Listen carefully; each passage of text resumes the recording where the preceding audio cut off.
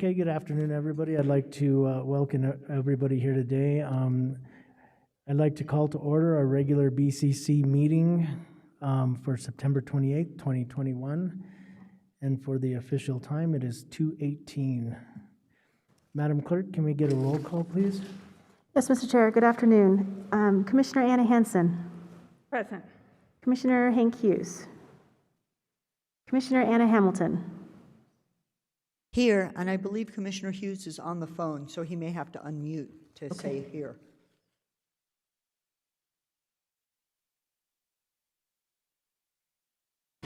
Commissioner Rudy Garcia. Here. Mr. Chair, would you like me to give Hank Hughes a minute to... Oh, there we are. He just popped on now. Commissioner Hughes, they called your name earlier. Would you like to indicate that you're present, sir? Can you hear me? Yes, sir. Yes, Commissioner. Oh, I'm not sure what changed, but yes, I'm here. Chair Roy Ball. I'm here also. All present. All present and accounted for. Thank you very much, Madam Clerk. Okay, next we're going to go on to our item number 1C, which is a Pledge of Allegiance, 1D, which is a state pledge, and 1E, which is a moment of reflection. And from the County Assessor's Office, we have Emma Felt. Please stand. Pledge allegiance to the flag of the United States of America, to the republic for which it stands, one nation, under God, indivisible, with liberty and justice for all. I salute the flag of the state of New Mexico and the Zia symbol of perfect friendship among united cultures.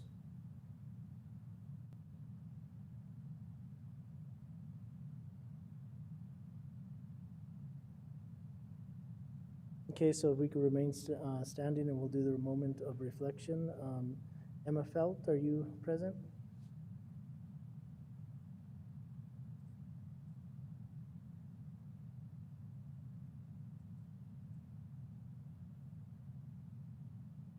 If you're joining WebEx, you may have to unmute yourself.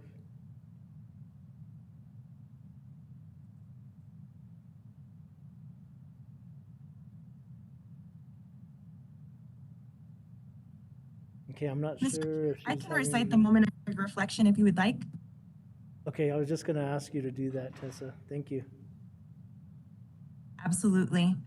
Let us take a moment to focus on work ahead of us today, being ever mindful of our decisions and in the best interest of our community.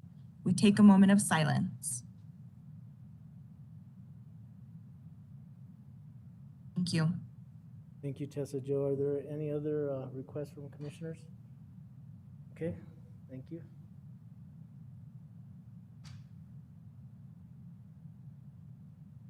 Okay, next we're going to move on to item number 1F, and this is the approval of the agenda. Are there any requests or changes to the agenda? I'm going to go to Manager Miller first, and then I will go to any requests. Thank you, Mr. Chair, Commissioners. So today's regular BCC agenda was posted Tuesday, September 21st at 5:04 p.m. And then the amended agenda was posted on Friday, September 24th at 5 p.m. We do have several amendments that were made at that time. First of all, item 1H, a presentation on the manager's commit to be fit challenge. That packet material was added to the agenda. Item 3C under consent, a budget resolution. That item was also added. Item 3D, a resolution adopting the road improvement, local government road improvement fund projects. Actually 3D, 3E, and 3F. Those items had packet material that was added and updated. Then item 4C, a CBA amendment number 4 to CBA agreement. That item was added. Under item 6, matters from the county manager, the discussion and possible action regarding ARPA fund recommended expenditures. That item was added. Item 7D, that caption was updated and materials were updated in the packet. Item 8A, executive session. Items 8A 2 and 3 were also added.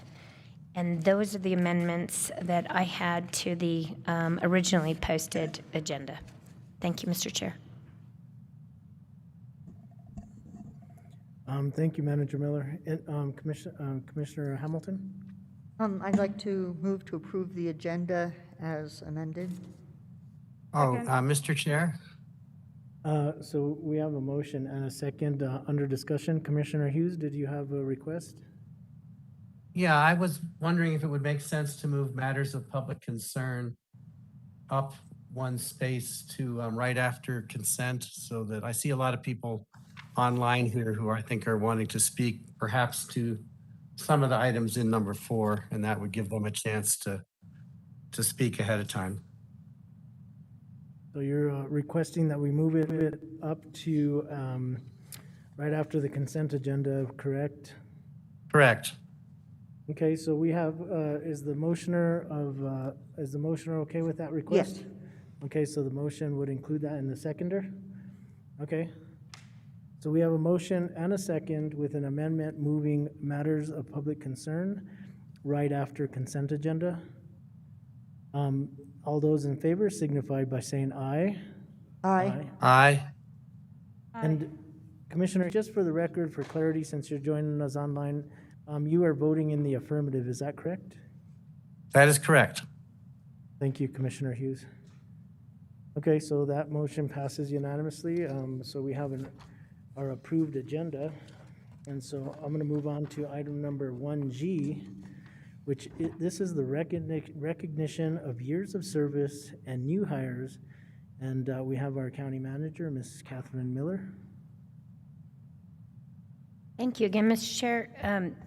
In your packet and up on the screen, we have those employees who, I believe the first one, yes, years of service.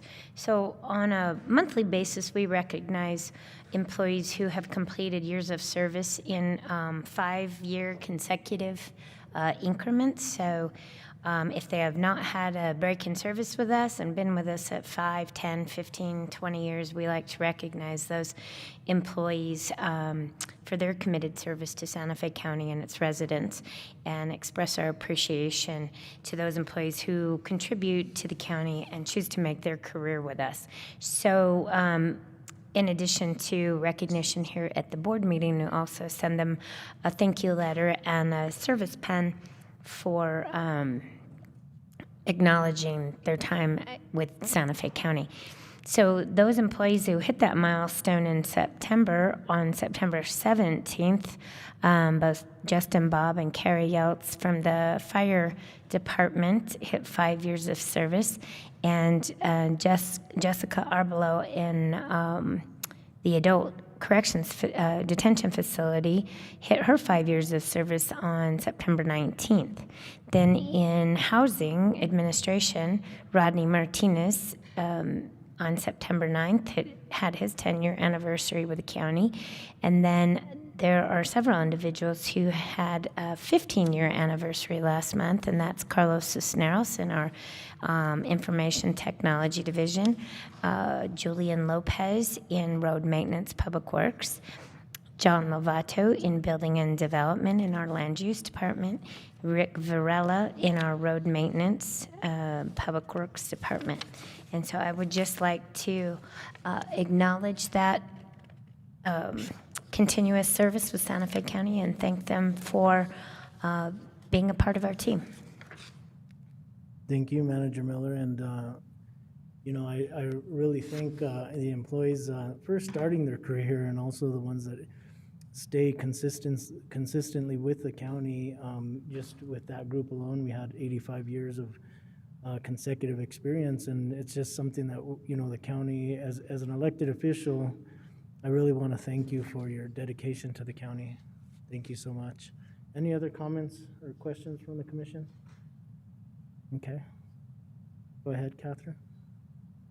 Thank you, Mr. Chair. The next item of recognition are those employees new hires that joined the county between August 1st and August 31st of 2021. And some of these individuals you may have seen, but I'd like to recognize them, and that's David Corice in our Community Development Housing Maintenance Technician, Annabelle Almaguer in the County Manager's Human Resources, Edward Greisinger in Growth Management GIS. I think he actually was able to make it to a meeting last month, and you were able to see him. Over in Corrections, in our Public Safety Department, we have 3 new detention officers: Javier Granados Almeida, Dominic Layden, and George Sparks. And then in our dispatch center, Alex Galbadon, and in road maintenance, Veronica Alire, and in the sheriff's office, Jay Delgado. So just like to welcome them to Santa Fe County, and hope in 5 years we'll be recognizing them for 5 years of continued service with the county. Thank you, Manager Miller. I'm glad to see we're still hiring quite a bit, and welcome to Santa Fe County. Commissioner Garcia? Thank you, Mr. Chair. Thank you, Manager Miller, for everybody that's been here for a while. Some of those individuals have been here for 15 years. Time flies. Thank you for working with a great organization, Santa Fe County. For the new hires, I was at the rodeo this last weekend, and the gentleman that was there was talking about hiring and working for the county. He's been here for 18 years. I did talk to Director Cedillo about it, but obviously it's working. We have 3 positions that we filled for corrections, which we're in the dire need of, and everybody else that has been hired. Appreciate that, and thank you, and welcome to Santa Fe County. Thank you, Manager Miller. Thank you, Mr. Chair. Thank you, Commissioner Garcia. Any other comments? Okay, so we'll move on to our next item, and this is item number 1H. And this is a presentation on manager's commitment to fit challenge packet materials update. Manager Miller? Thank you, Mr. Chair, Commissioners. So as you all know, because you so enthusiastically joined in with Commission Impossible, we had the 6th annual Managers Commit to Be Fit Challenge. This was something that we began in June of this year's, I should say. This year's challenge began on June 26th, and it was scheduled to last for 8 weeks. We started the whole idea of the Managers Challenge, Fitness Challenge, in 2015 as a fun and healthy way to assist employees to create a culture of healthy lifestyles with exercise and healthy eating habits in the workplace, and with the hopes that the employees would share these habits with each other as well as with their families. In past years, teams have scored in 3 different areas of exercise, eating right, and some other area. And this year, something new, the 3rd area was mini challenges. So the mini challenges were each week throughout the overall challenge. You had to submit maybe team photos 1 week, or collages, or complete a healthy activity such as cutting down on social media, getting 7 to 8 hours. I kind of failed on that one, drug my team down on getting 7 to 8 hours of sleep, preparing a meal from scratch, tracking your water intake, creating healthy recipes, or creating some kind of, or completing some kind of stress relieving exercise. This year's challenge had more teams and more participants than any previous year. We had 26 teams with 146 employees that participated throughout the entire challenge. And I always get a kick out of how creative employees are with the names. And once again, they did not fail. They had some good names, like we had Los Gordos from the Sheriff's Office, Commission Impossible from a county commission, Cats Gym Rats, Cirque de Sore Legs from the Assessor's Office, or 9 Run Run. instead of 911. But this year, all employees were also able to keep track of other teams' goals, progress, and pictures on SharePoint. And the challenge was so successful that I actually had a lot of people really enthusiastic about it. So we extended it for an additional 2 weeks, and it ended on September 4th, 2021, after 10 weeks. I think I need to make sure before I actually announce the winners, is it possible to show the video? As if you hadn't seen it on SharePoint, they had teams sent in pictures and videos and whatnot, and HR put them up on SharePoint, and everybody could see their teammates. Since we haven't been able to really be all together in the office, this was a great way to kind of share what each team was doing or who was on the teams and whatnot. So if it's possible to show the video, I would. It looks like it's loading. Is it? Okay. There you go.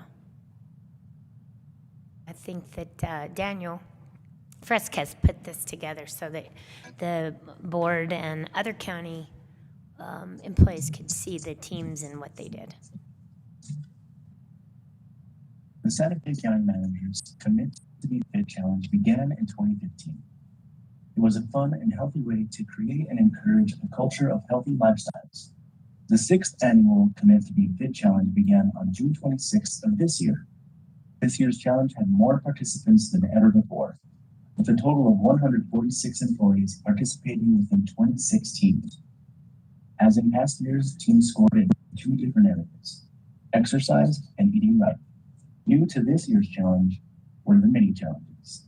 Teams participated in weekly mini challenges, which included the submission of team photos, videos, and completed healthy activities such as cutting down on social media, getting 7 to 8 hours of sleep, preparing a meal from scratch, tracking water intake, creating healthy recipes, and completing stress-relieving exercises. As always, teams came up with creative names. To highlight a few, there's Los Gordos, Commission Impossible, Cats Gym Rats, Cirque du Soleil, and Run Run Run. The healthy competition was fueled by another new feature this year, the addition of SharePoint. Teams shared their photos and videos highlighting weekly activities, which provided a platform for teams to plot their progress. The challenge was so successful, it was extended for 2 weeks. The competition came to a close on September 4th with exciting results. Teams were very competitive and worked extra hard to reach challenge and individual goals. We're excited to see what's to come from Commit to Be Fit 2022.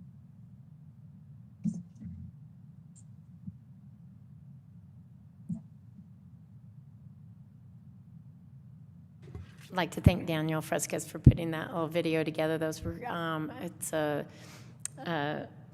conglomeration of all the pictures that were sent in, or most of the pictures that were sent in, and you can see the teams are pretty enthusiastic about sending in pictures of their food, recipes, et cetera. And I was really proud of how in this really challenging year, how they stepped up to participating in the event. And I'm sure we'll do it again next year, if not some things in between. But now I'd like to announce the winners. And as I said, it was very competitive, and you got points for exercise, and you got points for taking photos and doing the little challenges. You got points for taking pictures or having somebody certify that you had eaten a healthy meal or a healthy snack.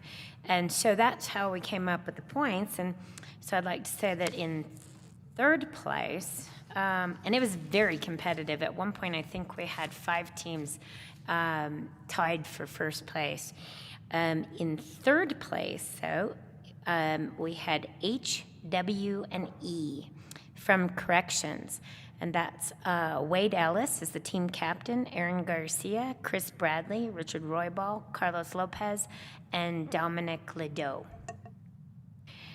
In 2nd place, and I just can't even read this because it's so hard for me to read, but we had deputy dogs in the county manager's office. So we had 2 teams in the manager's office, and I hate to say, but deputy dogs took it away from my team, and Elias, as the deputy county manager, along with team captain Sarah Smith, actually ended up taking second place, and Carmelina Hart, Daniel Frescas, Lisa Katanik, and Olivia Romo were on that team. So actually, congratulations to them. They definitely stepped it up with the videos and pictures and fun competition. And then we had in first place, very proud to announce, we actually had 2 teams that tied, and those 2 teams were SO50, so the Sheriff's Office, SO50, and Second to None, and they proved to their name. They were second to none, and they tied for first place.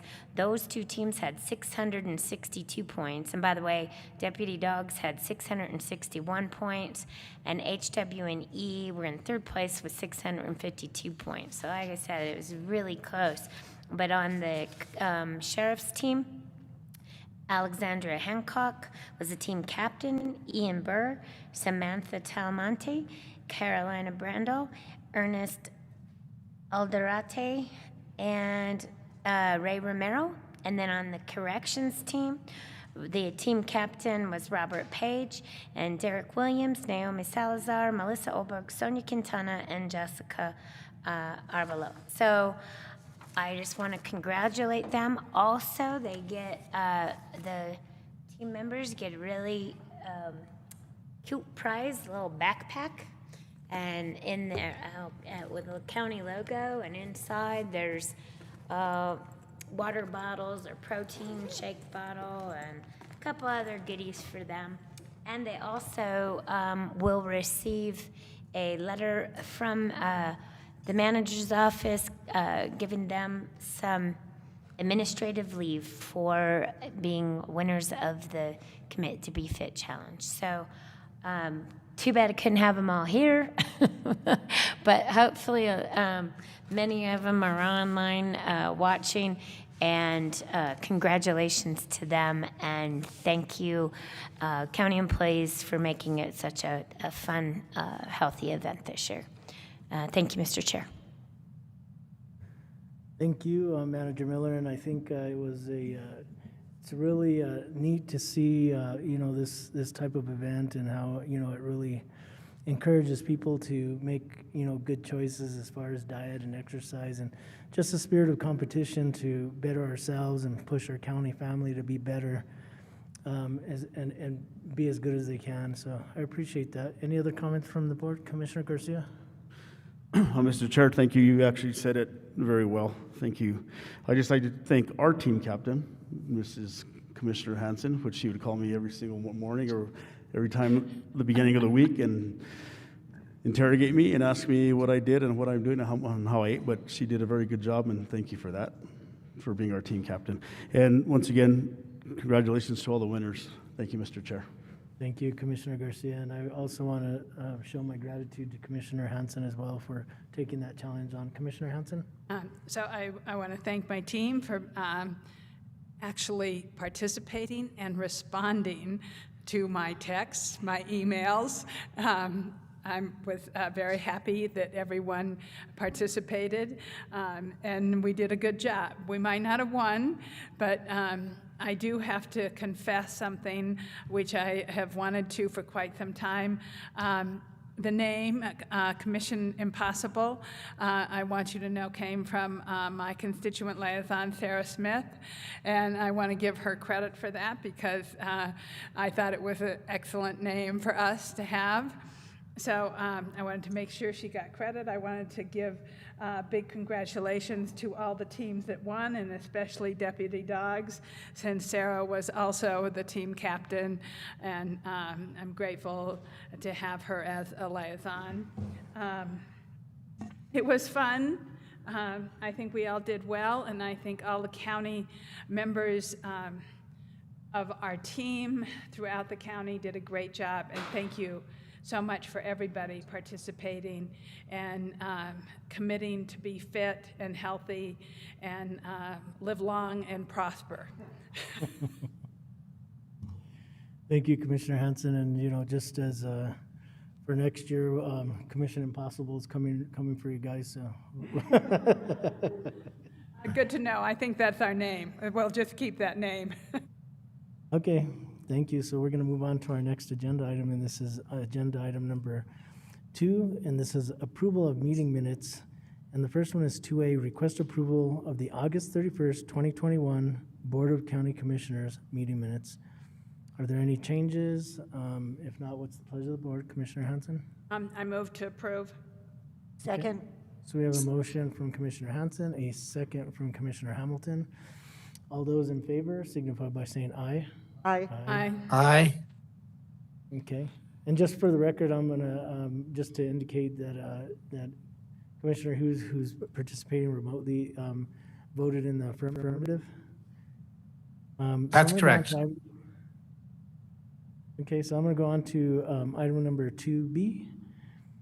And this is, and just to be clear, I know, our attorney Schaefer had asked for me to clarify since he's participating remotely, so I know people are probably wondering why I keep doing that. Is that how you want me to handle that, Attorney Schaefer? I'm sorry, Mr. Chair, I believe I missed the question. No, I was just, I was kind of confirming that, Commissioner Hughes was voting in the affirmative. And so just for the record, and that's how you wanted me to handle that, is that correct? Yes, thank you, Mr. Chair. I believe that's consistent with the Attorney General's guidance for when we were doing completely virtual meeting. That way it's clearly on the record what his vote was, so that there's no ambiguity on that point. Thank you, Mr. Chair. Okay, thank you, sir. I just wanted, so everybody knew why I was doing that. Okay, so I'm gonna go on to item number 2B, and this is a request approval of the September 7th, 2021 Board of County Commissioners special meeting minutes. What's the pleasure of the board? Mr. Chair, Commissioner Hanson? I would like to move to approve the September 7th meeting minutes. So we have a motion from Second. Commissioner Hanson, a second from Commissioner Hamilton. All those in favor signify by saying aye. Aye. Aye. Okay, and just for the record, I did hear Commissioner Hughes vote in the affirmative as well.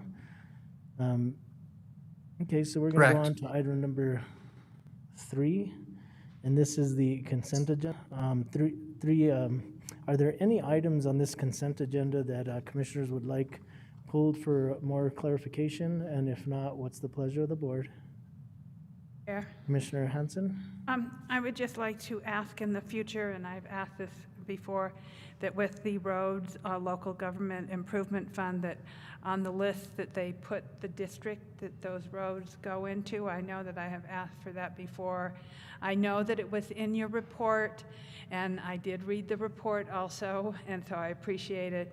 But just for matter of ease, in the local government road improvement fund, you could also add a column that said the district that things are in.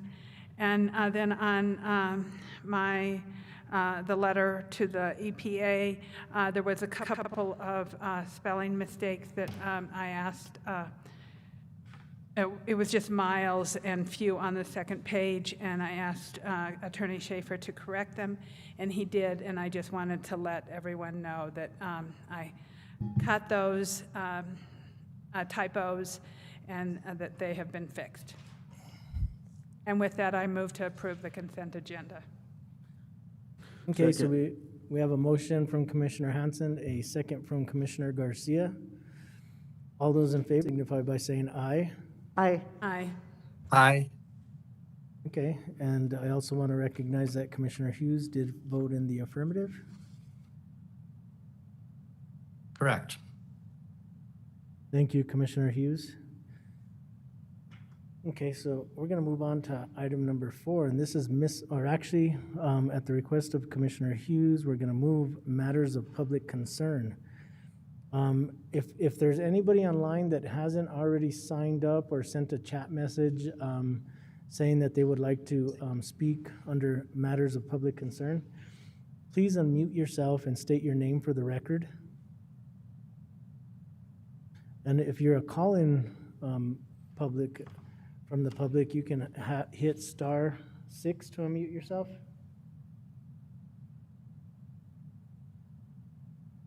Okay, Tessa Joe, can you tell us how many people we have signed up today? Yes, Mr. Chair, we currently have 5 people signed up for public comment. 5? Okay, so I'm gonna allow a 3-minute time limit for public comment, since we do have quite a few, and there may be some afterwards. I'll ask again if there's anybody that would like to make address the board also on public comment. So if you can go ahead and state our first speaker. Our first speaker is Marlo Morrison.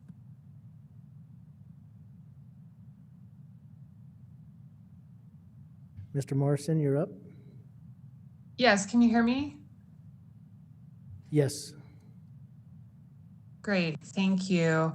I'm here today because I have, I'm actually the Tiempos Lindos HOA president, and my concern today is to talk about the South Meadows open space, which is located at 3600 and 3740 South Meadows Drive.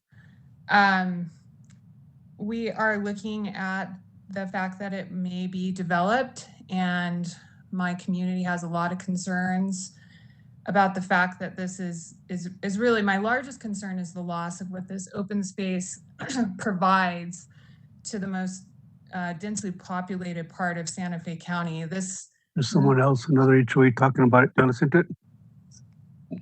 I'm sorry. You know what? Stop the timer for a minute. Sorry, I'm not sure where that came from, but please make sure that you're muted during a presentation from our public members.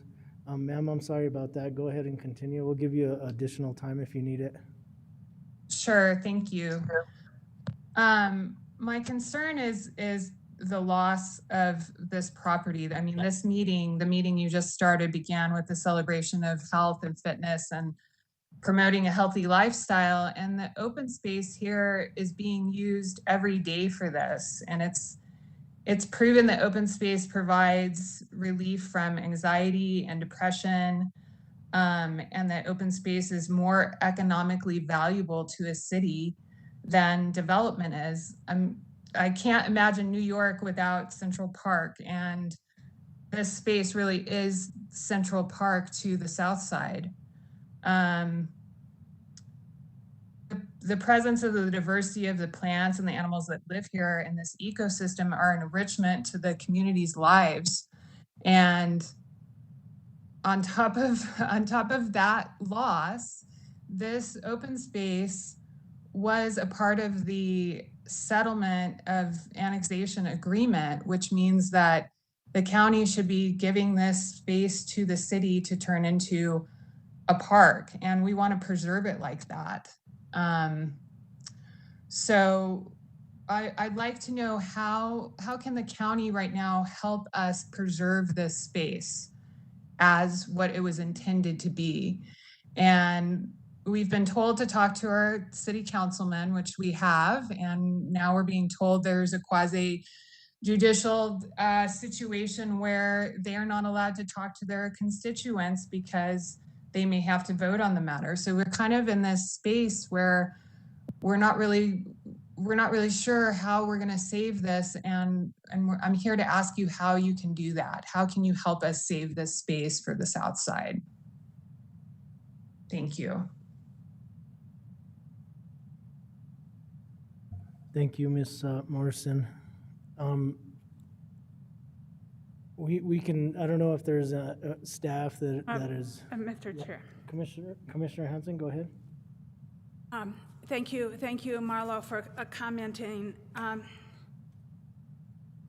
know there's probably some other people who want to comment, but I'm gonna attempt to give a short history.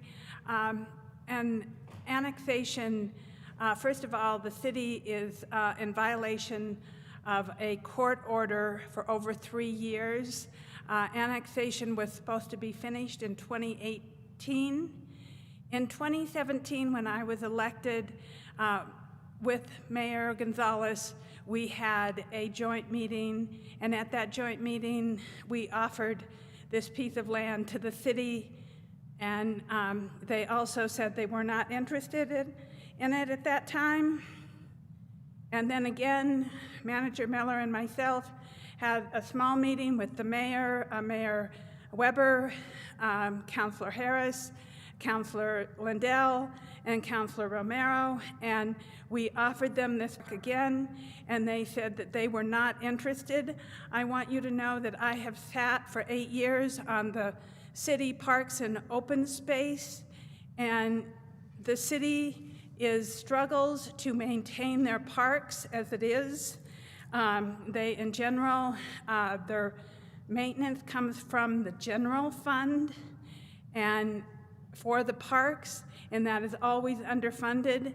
And from 2008 to 2015, when I served on that, I continually advocated for more money to be put into the general fund at the city for their parks and maintenance. So we have twice offered this land to the city, and they have told us that they were not interested in it. I also today had a conversation with the New Mexico Environment Department. The New Mexico Environment Department has done some mitigation, and there has been work done at Eberline, and part of the reason that the city said at the last meeting that they were not interested in this piece of land was because of the contamination that exists from Eberline, which did have some radioactive components in their manufacturing. At the moment, it needs to be up to HomeWise to do due diligence on that piece of land to make sure that it is safe for residential property, because it has been cleaned up. The Eberline, which is at the neck, right at the end of that piece of property, is cleaned up to commercial standards. And so the Environment Department is on notice, and they believe that an environmental assessment needs to be done on that piece of land. So we have, because of annexation, the county cannot develop a park on that land because it is now in the city. And the county bought that land in 2000, around that time when we bought a lot of open space. And so we are not allowed to develop that piece of property. I also want to say that I am sorry that I didn't know how much people cared about this piece of property, because it has a huge fence around it, a chain link fence. But I am concerned that, we did our due diligence, and I really, if the city wants this to be a park, which I think it should be, it would be great for them to turn down this offer. But this is also a problem with annexation and them not being willing to come to the table and talk to us at the county. And that is the main point that I want to get across, is that the city and the county need to finish annexation, that they are under a court order, that they have not been willing to finish annexation. So thank you very much, Mr. Chair, for the opportunity to say a few words. Okay, thank you, Commissioner Hanson. Tessa Jo, can we get our next speaker? Yes, Mr. Chair. Our next speaker is Caleb Parkinson.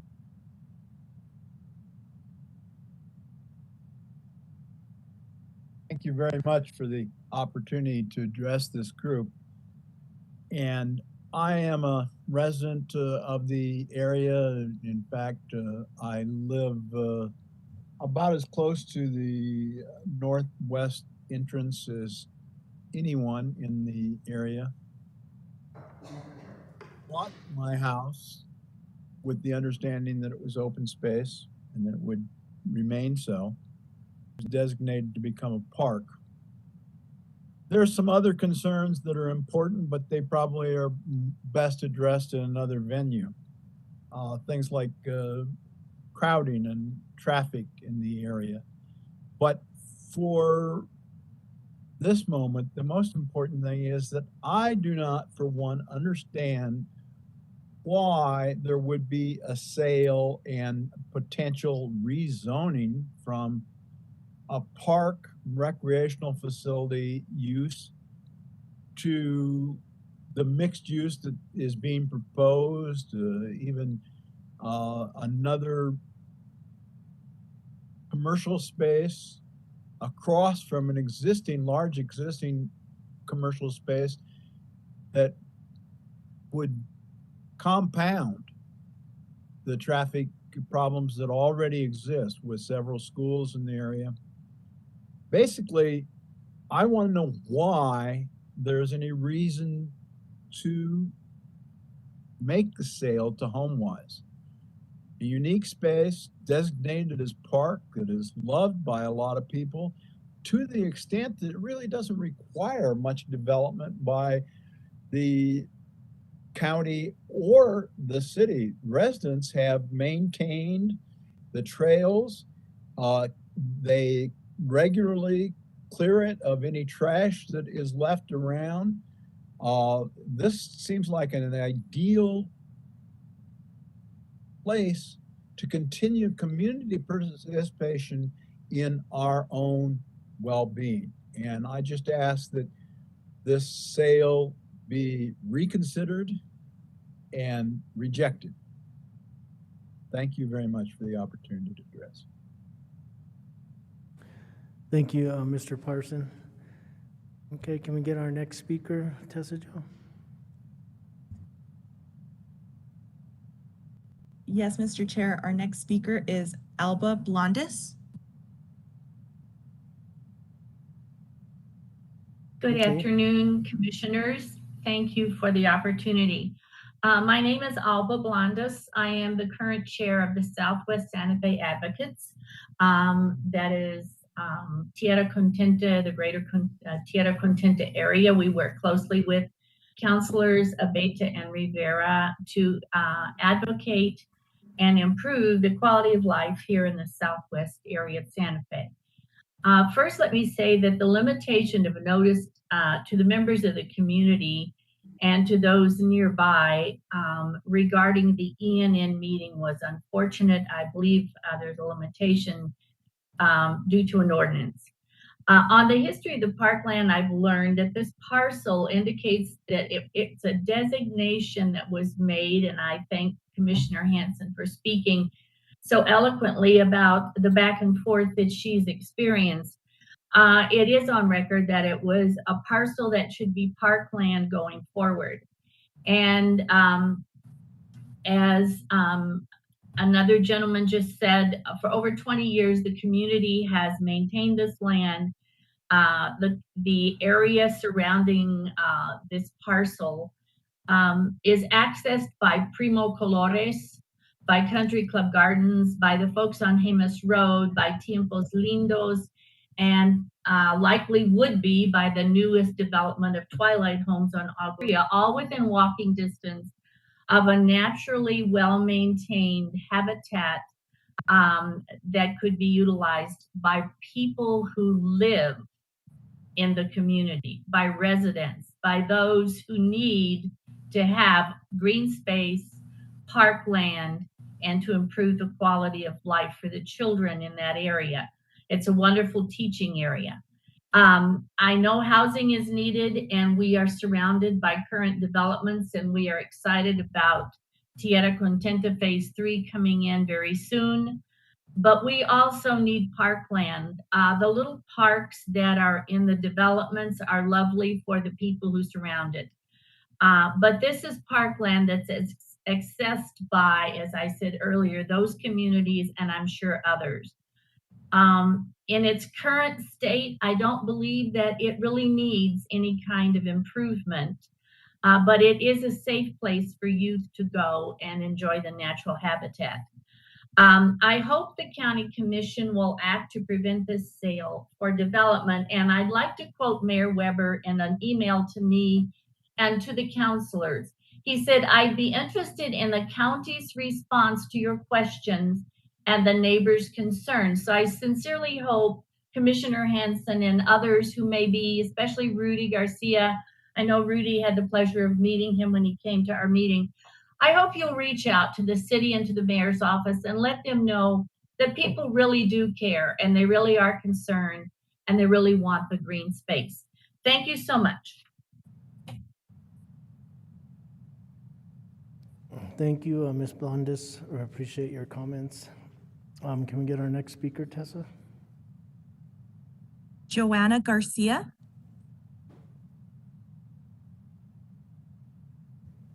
I'm here. Thank you, commissioners. Good afternoon. I feel very privileged to be able to talk to you all. I am in agreement with Ms. Blondes and Mr. Parson and Ms. Morrison. I live in the Tiempos Lindos subdivision. I'm a homeowner, and I've been a homeowner there for over 20 years now. I was there when the program started, when two of our very vital homeowners came forward and petitioned to the county for this open space. I was at the meeting where HOPAC agreed. They came out, they visited the property, and they agreed that this open space should be dedicated. And so under that impression, we agreed and we understood that dedicated means forever. We didn't think that even through an annexation that there would be a gray cloud hanging over the parcels that we've maintained. And I can honestly say in 20 years, I myself have counted only 7 times we had to call the county to help us. And that was because there was fences that came down from reckless drivers.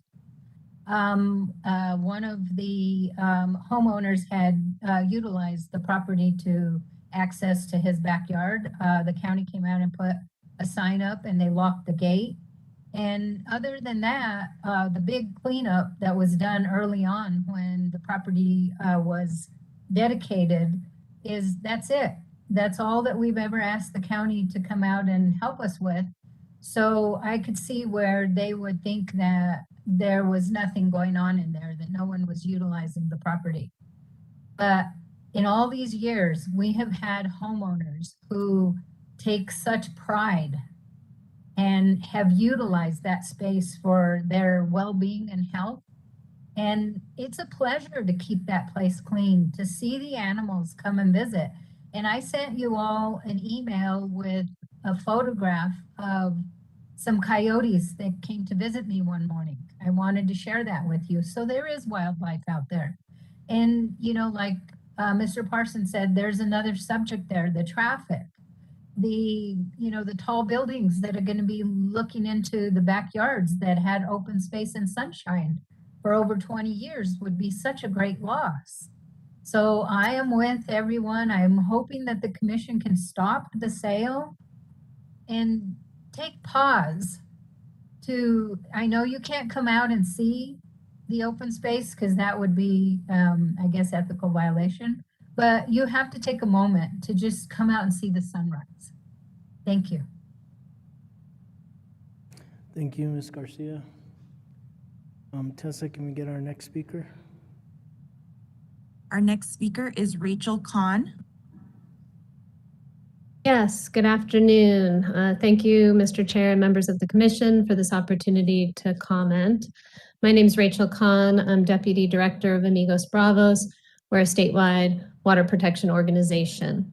I wanted to take this opportunity to thank the commission and Commissioner Hanson for your leadership on waters of the U.S. and specifically the letter you just passed during your consent agenda to send to the United States Environmental Protection Agency, asking for a strong waters of the U.S. rule to protect New Mexico's waters.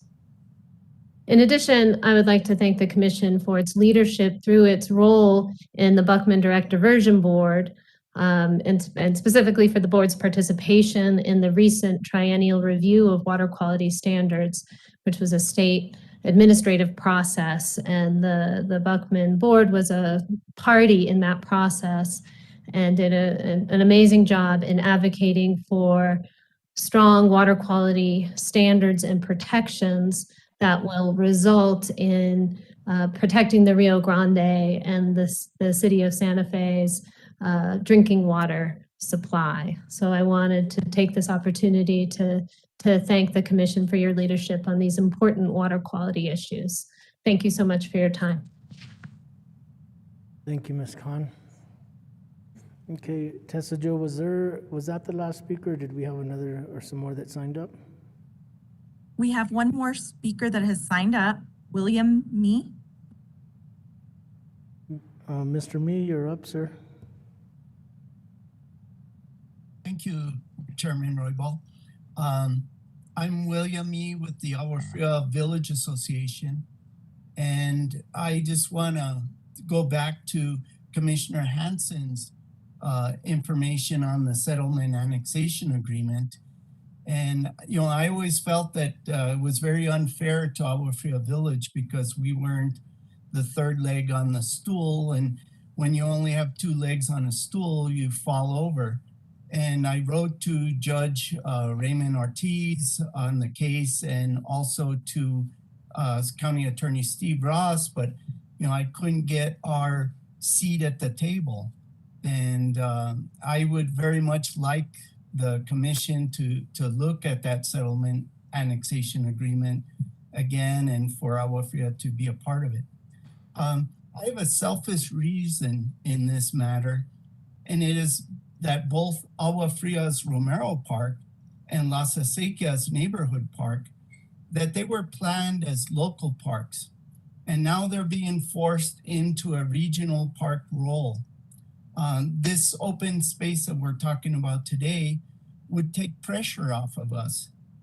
These three parks, and I haven't been able to get the 2020 census figures, but I have a feeling that in a 3 to 4 mile radius, they're serving probably between 20 and 40,000 people. And one of the members of Joan Garcia's group, you know, they did a time study to all the local neighborhood parks, and you know they're 25 minutes away, most of them. And so if there's not a park in this area, you know, for decades to come, you know, it's really going to adversely impact the young families growing up, and you know, kids won't have a place to play, that type of thing. You know, there's no park standard that allows for so few parks in the Southwest sector. You know, the Las Acequias Park with the fourth shooting this year is so dangerous that the 650 homes of Las Acequias don't use it after dark. And, you know, this saying that, oh, well, we'll set aside 2.5 acres and, you know, that would be like a parket park. But I don't see that that's being sufficient in this area where we have some great need. And, you know, Romero Park, we're still in our phases and we haven't been completed. And I would just like to see the pressure taken off of Romero Park. Thank you. Thank you, Mr. Mee. And I just want to make sure before we close public comment that there isn't anybody else out there that wants to address the commission. You can unmute yourself if you're joining via WebEx, or hit *6 to unmute yourself if you're calling. Mr. Chair, it appears Jeanette Smith has her hand raised. Yes, Jeanette thank Smith. you very much. Yes, thank you very much. I would just like to state that Acres Estates, is now Hamus Road, has been here since the late 1940s and 1950s. We were here long before any of the other developments came around. At the time, open space was from here to Osage and St. Michael's Drive. The kids, if this development is approved, there will be no open space anywhere between here and Albuquerque for the kids to go and see horny toads and lizards and blooming cactus. It will all be asphalt and pavement. Just please keep the open space area as it has been for the past 20 years and let the community members continue to take care of the space as they have been doing. Thank you. Thank you, Ms. Smith. Okay, is there anybody else from the public that would like to address the commission? I'm unmuted. Can you state your name for the record? It looks like it's Art Gurale.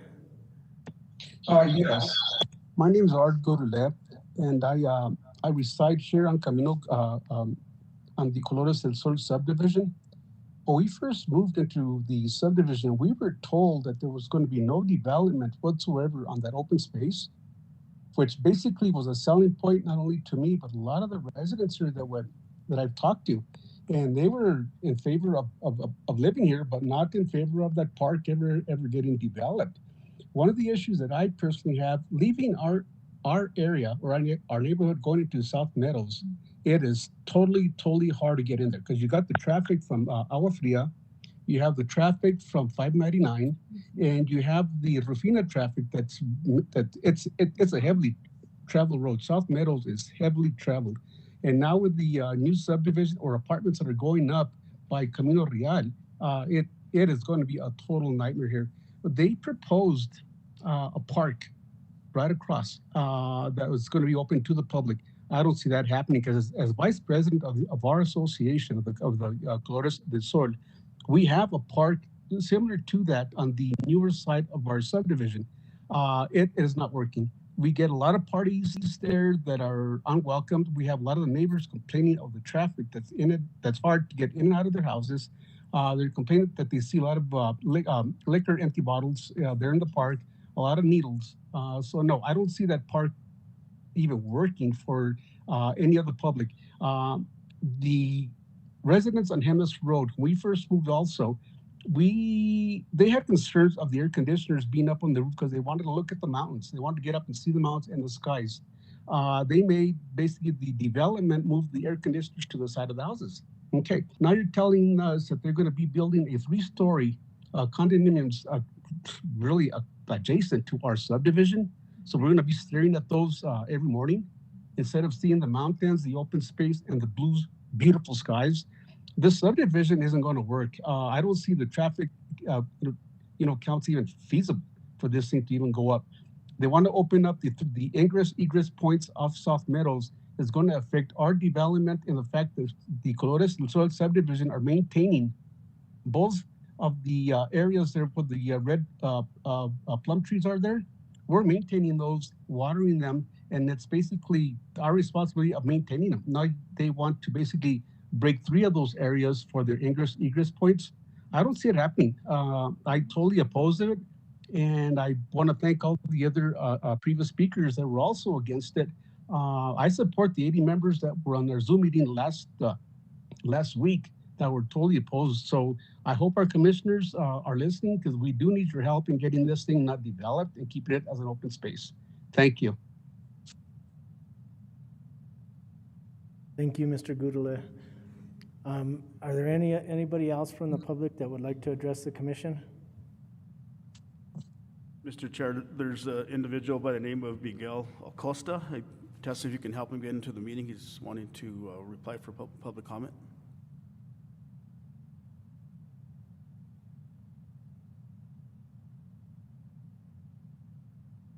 If he is a call-in user, he should hit *6 to unmute himself.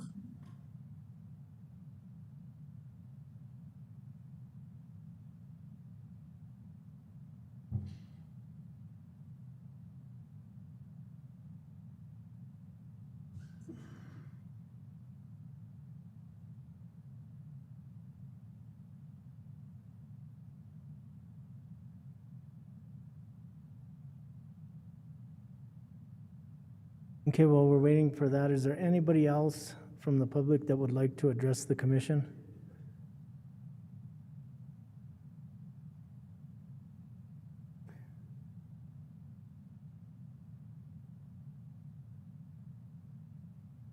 Okay. So we're gonna wait on an answer from Commissioner Garcia. I believe he's talking to a constituent.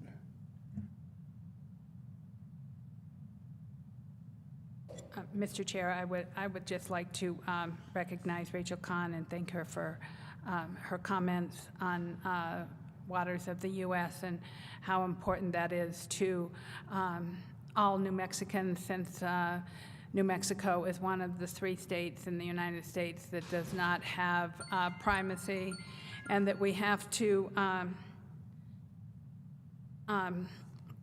depend on the federal government and EPA for our water quality.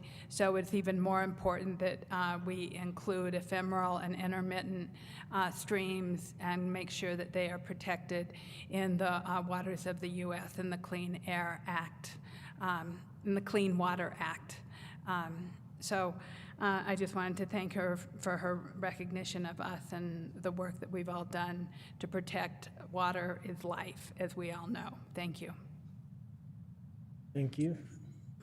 Mr. Chair, we have the speaker here via speakerphone. I can try to put his call up to the microphone. I think that'll be fine. Thank you, Tessa. Okay, go ahead, sir. Yes, my name is Miguel Acosta. I'm co-director of Earth Care, and we're a Southside-based organization. And I'd like to comment on this proposed development on a couple of points. One, that this land was, and this space was promised to our community during as others have stated, during the annexation process. Back then, we were in the middle of planning for Swan Park, and we were told that the area north of Airport Road would also have access to open space and recreation. Right now, that area, which is the most densely populated in the city, and it's also the lowest income in the city, the area north of Airport, east of 599 and west of Jemez, the area and south of Guajira Village, has no recreation, has no open space, has no libraries, no community center, no senior center, nothing. All of these things were promised to us, and one by one, they've all been neglected. Now, the one open space that we do have access to is being taken away. I realize that the county commission cannot operate a park within city boundaries, but what you can do is keep it open space. You can make it a land trust. Create a land trust, put it in the hands of local community, and we can maintain it as open space without there having to be any cost of operating a park. Or we can demand that the city make it into the kind of space that have been promised to us. But giving it to a private entity with a commitment to a park that they can always pull away, right? Saying that they'll grant us access, and at whatever point they decide that we shouldn't have access anymore, they can just close it off to us. That's not enough, and it's also a denial of a promise that have been made to our community. So the options are either that you let HomeWise and whomever know that you can't go through with this because, oops, you had promised this as open space already, create a land trust, give it to us to manage, or help us deal with the city to make sure that they create the kind of open space that we were promised. I think the first option is a much better option. The county can help us maintain this as an open space, as a land trust. Thank you. Thank you, Mr. Acosta. Okay, one more time, is there anybody else that would like to address the commission from the public? Mr. Chair, Chris White would like to address the commission. Mr. White, go Hi. ahead. Hi, thank you for this opportunity. I would just like to agree with the other speakers today and say that I disapprove of the sale of South Meadows open space. Thank you very much. Thank you, Mr. White. Do we have anybody else from the public?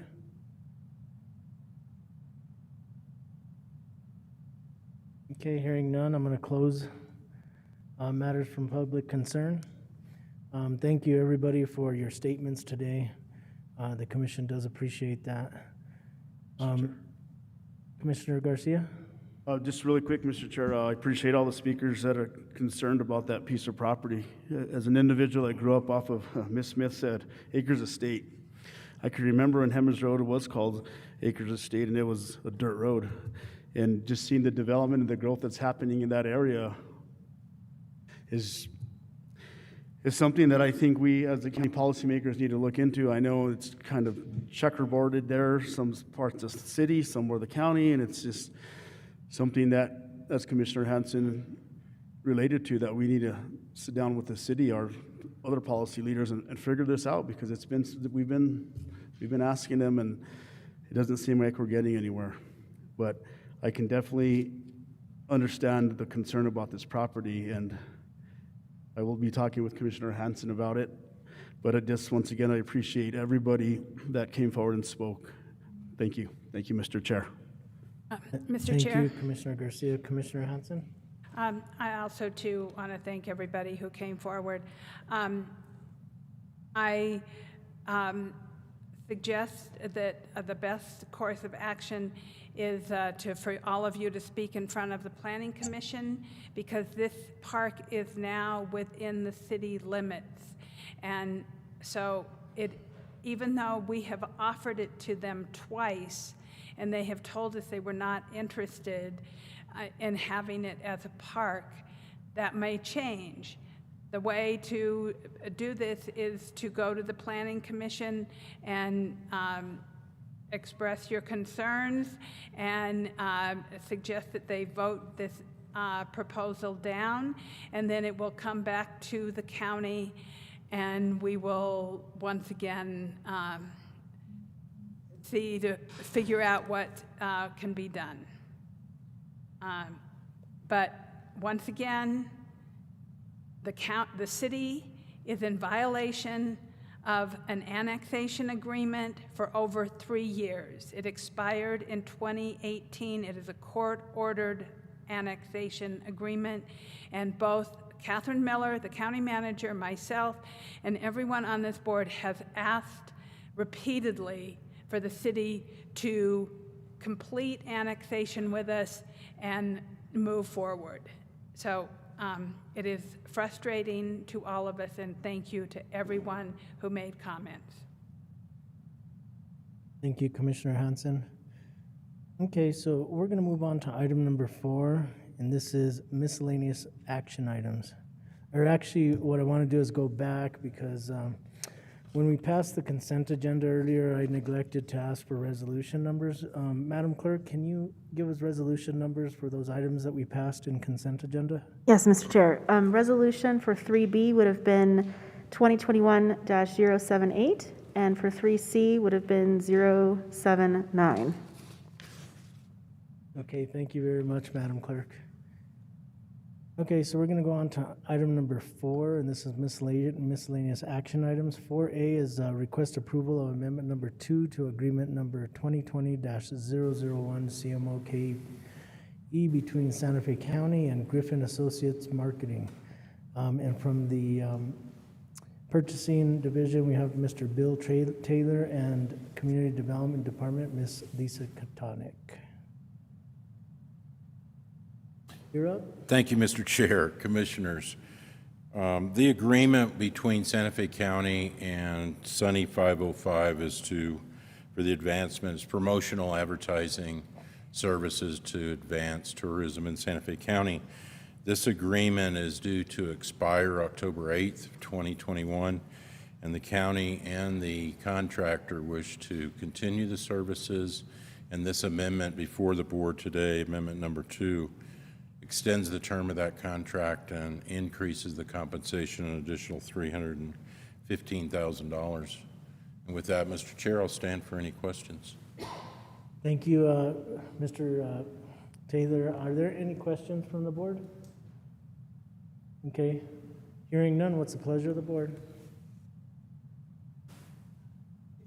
I want to move to approve, but I want to make a comment, but I'll wait for a second. Second.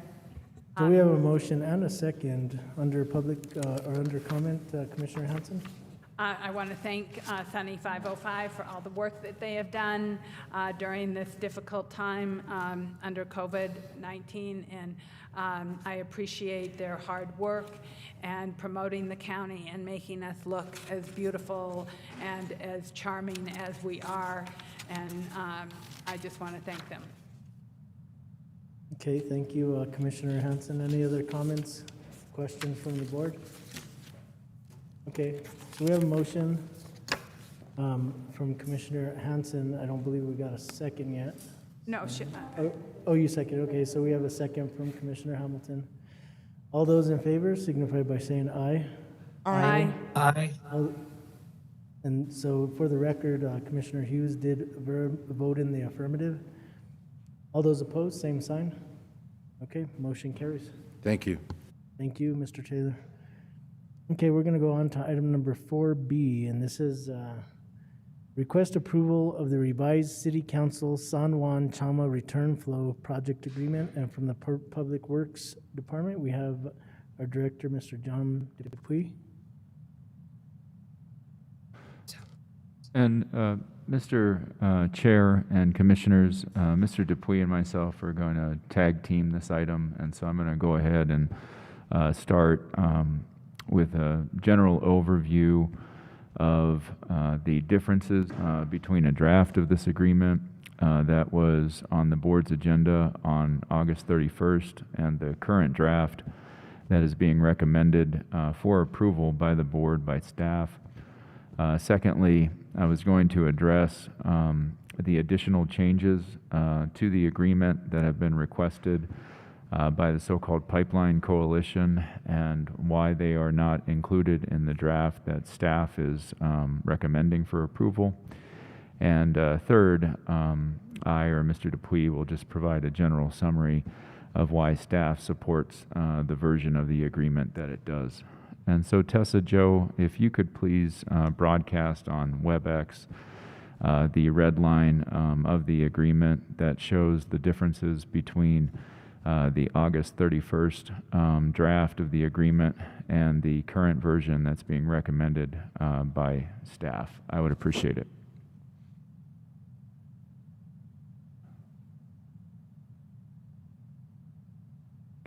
Thank you. And if on the bottom of the first page, Tessa Joe, if you could focus in on the recital F. The changes here were to add La Cienega and El Cañon and La Bajada to the list of traditional water users that the county is generally seeking to support and protect. To add Hyde Park Estates and Canyoncito to areas that are dependent on groundwater that the county has and is seeking to serve. And noted as well that the agreement is consistent with the county master planning and groundwater modeling projects. If you go on, Tessa Joe, to paragraph 1A of the agreement, the changes here were to specify that the cost associated with the lower Santa Fe River planning process that's required by Section 6A of the agreement would be split 50-50 by the city and the county. From staff's perspective, we view that as resolving a potential ambiguity. And in addition, we also view it as demonstrating the city's commitment to the lower Santa Fe River planning process, since it is agreeing unequivocally to pay 50% of the cost of that planning process. If you move on to paragraph 6A, Tessa Joe, The changes here were to specify that the general purpose of the planning process is to develop water management strategies to address river flows and legacy hydrologic impacts in the lower Santa Fe River and its tributaries, assuming that no San Juan Chama water is available for release into the lower Santa Fe River. This provision and these revisions recognizes that the community, as we understand it, wants existing legacy issues to be addressed as part of the planning process.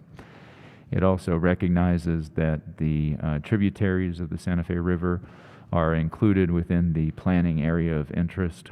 And finally, it maintains the premise of the project, which is that San Juan Chama water will not be available for release into the lower Santa Fe River, but instead will be utilized to provide project supply. In addition, paragraph 6A requires the planning process to be established and underway within 180 days of the effective date of the agreement, and 2, before the Office of the State Engineer application public notice is published. And this was in direct response to desires of the Pipeline Coalition that the planning process, again, be established and underway before the permitting process got too far down the road. In addition, the revised draft adds additional strategies to be discussed during the planning process, specifically aquifer recharge in detrimentally impacted areas, and provisional or temporary recommendations for releases from the city's water treatment facility into the lower Santa Fe River, while other strategies await implementation.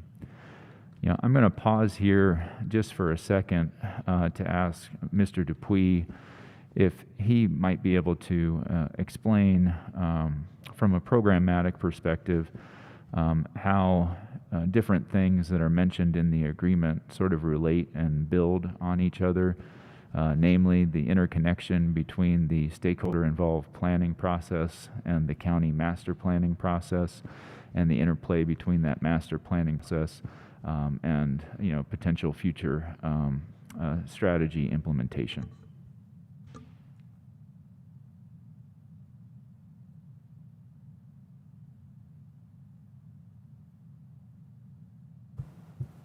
Thank you.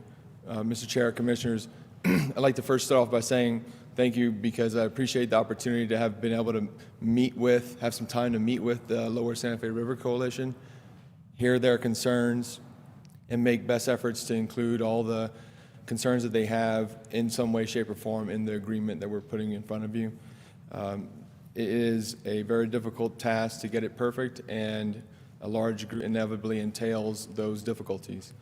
But in terms of strategy regarding other components that we have and are currently working on, there is aquifer recharge in detrimentally impacted areas. This has been a concern of the counties for an extended period of time, starting back beyond when I was here in 2014, where we took the state penitentiary off of groundwater. And it has had significant effects. I've presented to you before showing the change in the decline of the groundwater in the local area because of those effects of us putting them on surface water. We want to continue those type activities, including master planning funding that we just received, which would intimately connect with the planning process so that we can use that planning process to inform the master planning work.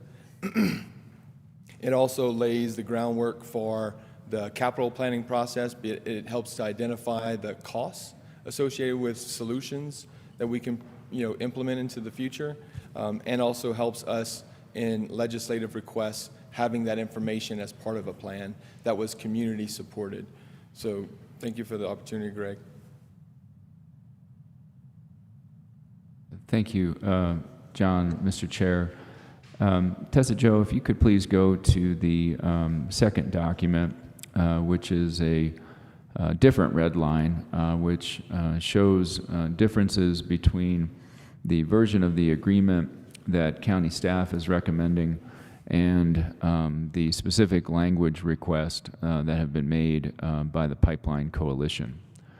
And so sorry, I'll allow that to be brought up.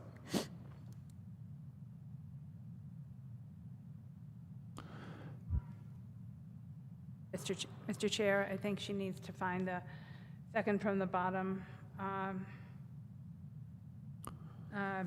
red line. There we go.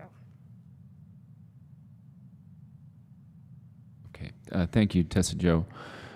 So in the first page, the coalition asked to insert the word mitigation into the description and name of the planning process. I'm going to talk about that at length when we get to paragraph 6A, so I'll skip over that now. Second, in recital F, the coalition asked to include a new recital, or excuse me, recital G, that provides that aquifer recharge in detrimentally impacted areas will be considered as a priority in the lower Santa Fe river and tributary water management planning and mitigation process. Staff doesn't support that recommended change. We don't think that it's prudent to prioritize a specific strategy prior to the planning process running its course. In other words, in staff's view, we think that the planning process is meant to evaluate all water management strategies and make recommendations ultimately to the governing bodies of the city and county as to which strategies ought to be implemented. Moving on, Tessa Jo, to paragraphs 6A and B. In paragraph 6A, the coalition asked to describe and name the planning process as a mitigation process and use that terminology throughout, as well as to strike the premise of the project, which is that the San Juan Chama project water will no longer be available for release to the lower Santa Fe River, but instead will be used to supply the project with water. And the coalition also asked to use the word maintain, or the phrase maintain flows, as a stated purpose of the planning process. County staff didn't support these changes because use of mitigation raises concerns with the separate and distinct NEPA process, since mitigation is a term of art.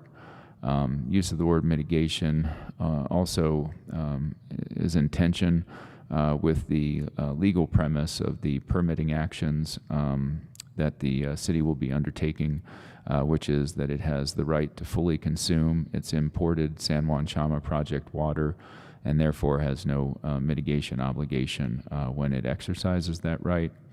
And then finally, maintain flows is susceptible to different meanings and could be read as being at odds with the premise of the project, again, that San Juan Chama project water will not be available for release.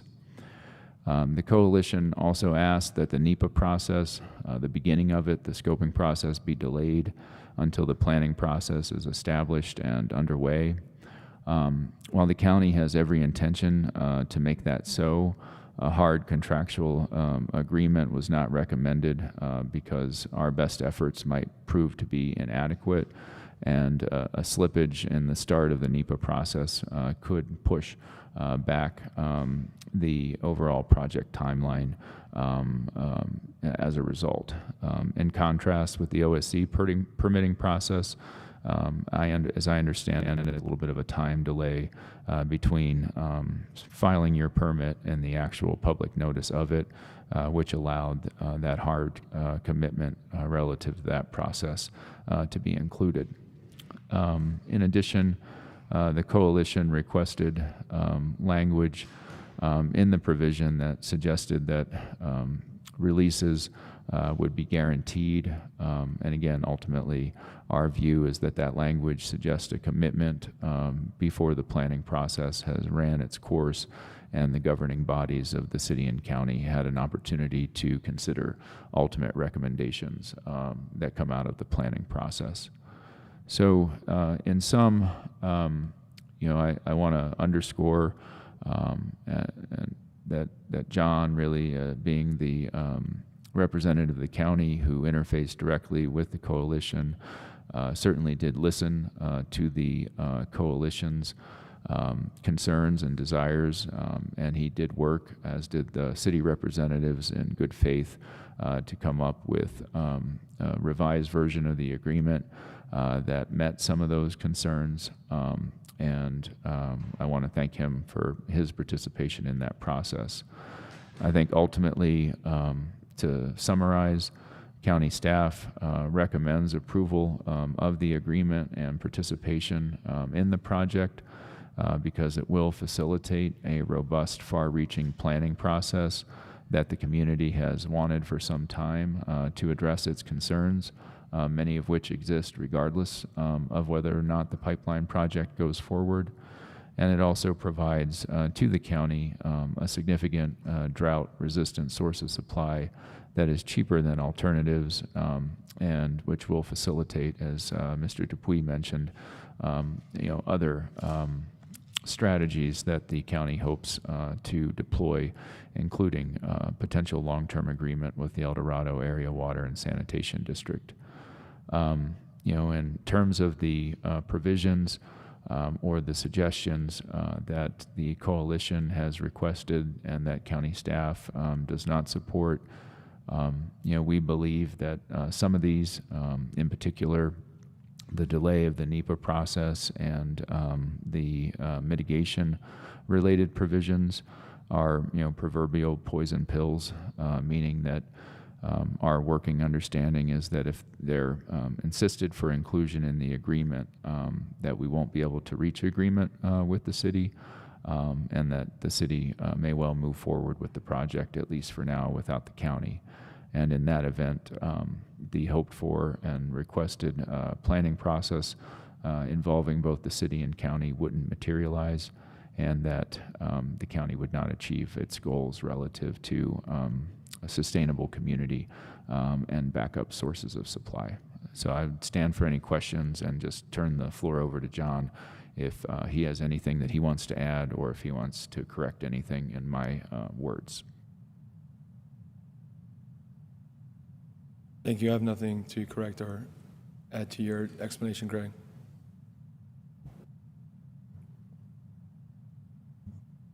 Okay. Was that, you guys are ready for questions? Or did you have anything else to add? Any questions from the board? Commissioner Garcia? Mr. Chair, thank you. I just would like to thank staff for working with the community out there and for working with city staff, because you guys have done an extremely awesome job in the last, month and a half, 2 months that we've been talking about this, and you guys have brought everybody together to work on this, and I really appreciate it. Like I've said, and Attorney Schaefer said this about a month or two ago, this is a monumental agreement that we're signing. And as I talked with staff this morning in regards to in 50 years from now, 60 years from now, I actually want us policymakers to have our name on that. And so I just wanted to make sure that everybody in the community was communicating about this, because like I said, this is a very important agreement that we're signing for the entire community of Santa Fe, city and county. And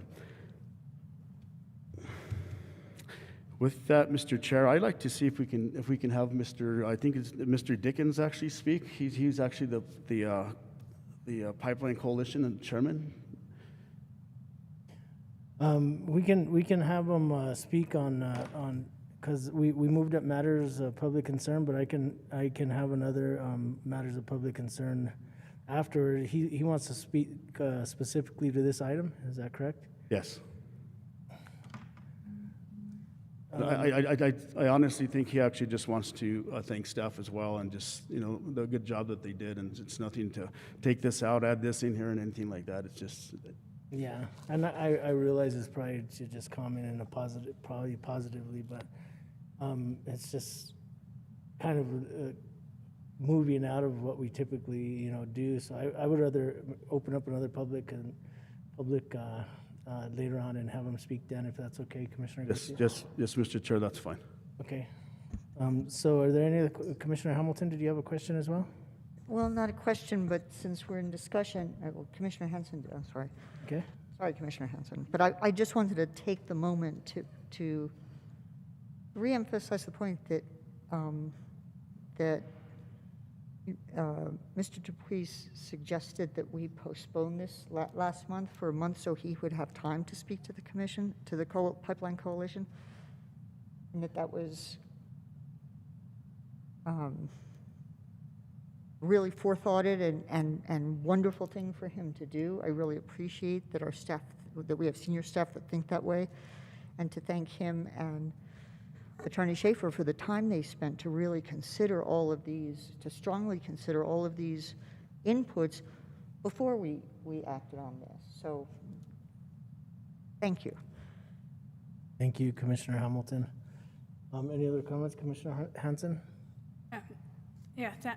I want to thank Greg and John. And, you know, democracy means compromise. We don't, not everyone gets everything they want. And we see that everywhere. And that is something that we as policymakers have to recognize and work with. I have supported this agreement from the beginning because of communication, because I believe that it is so important to have dialogue. And if we can work with the city and work with the downstream users and talk about this process, this to me is really, really important. And so like Commissioner Garcia said, this is monumental to be able to really work together, to work with the water department at the city, to work with our utilities department, to work with the downstream users past the Paseo Real plant. You know, there's just a lot of issues that the Paseo Real plant is a plant that also needs a tremendous amount of work and qualities to improve the water that does come out of there. And this is another opportunity I see to include that in the dialogue, because that is also important, that the water that is released downstream is the best quality that we can release. And I do have one question, and that is, who will commissioners be on this and counselors, or is this going to be a staff and community process? I'm interested. The Paseo Real plant is in my district, and I'm interested in this pipeline, how it moves and what happens and how we plan for that. You know, there's a lot of questions that I have. I understand that the Pipeline Coalition really wants the word mitigate in that here, but that is, mitigate is a verb, and it defines action, but it's also a legal term according to NEPA, and so it's better to stay out of that, out of those arenas, and make sure that we are able to communicate in the best way possible.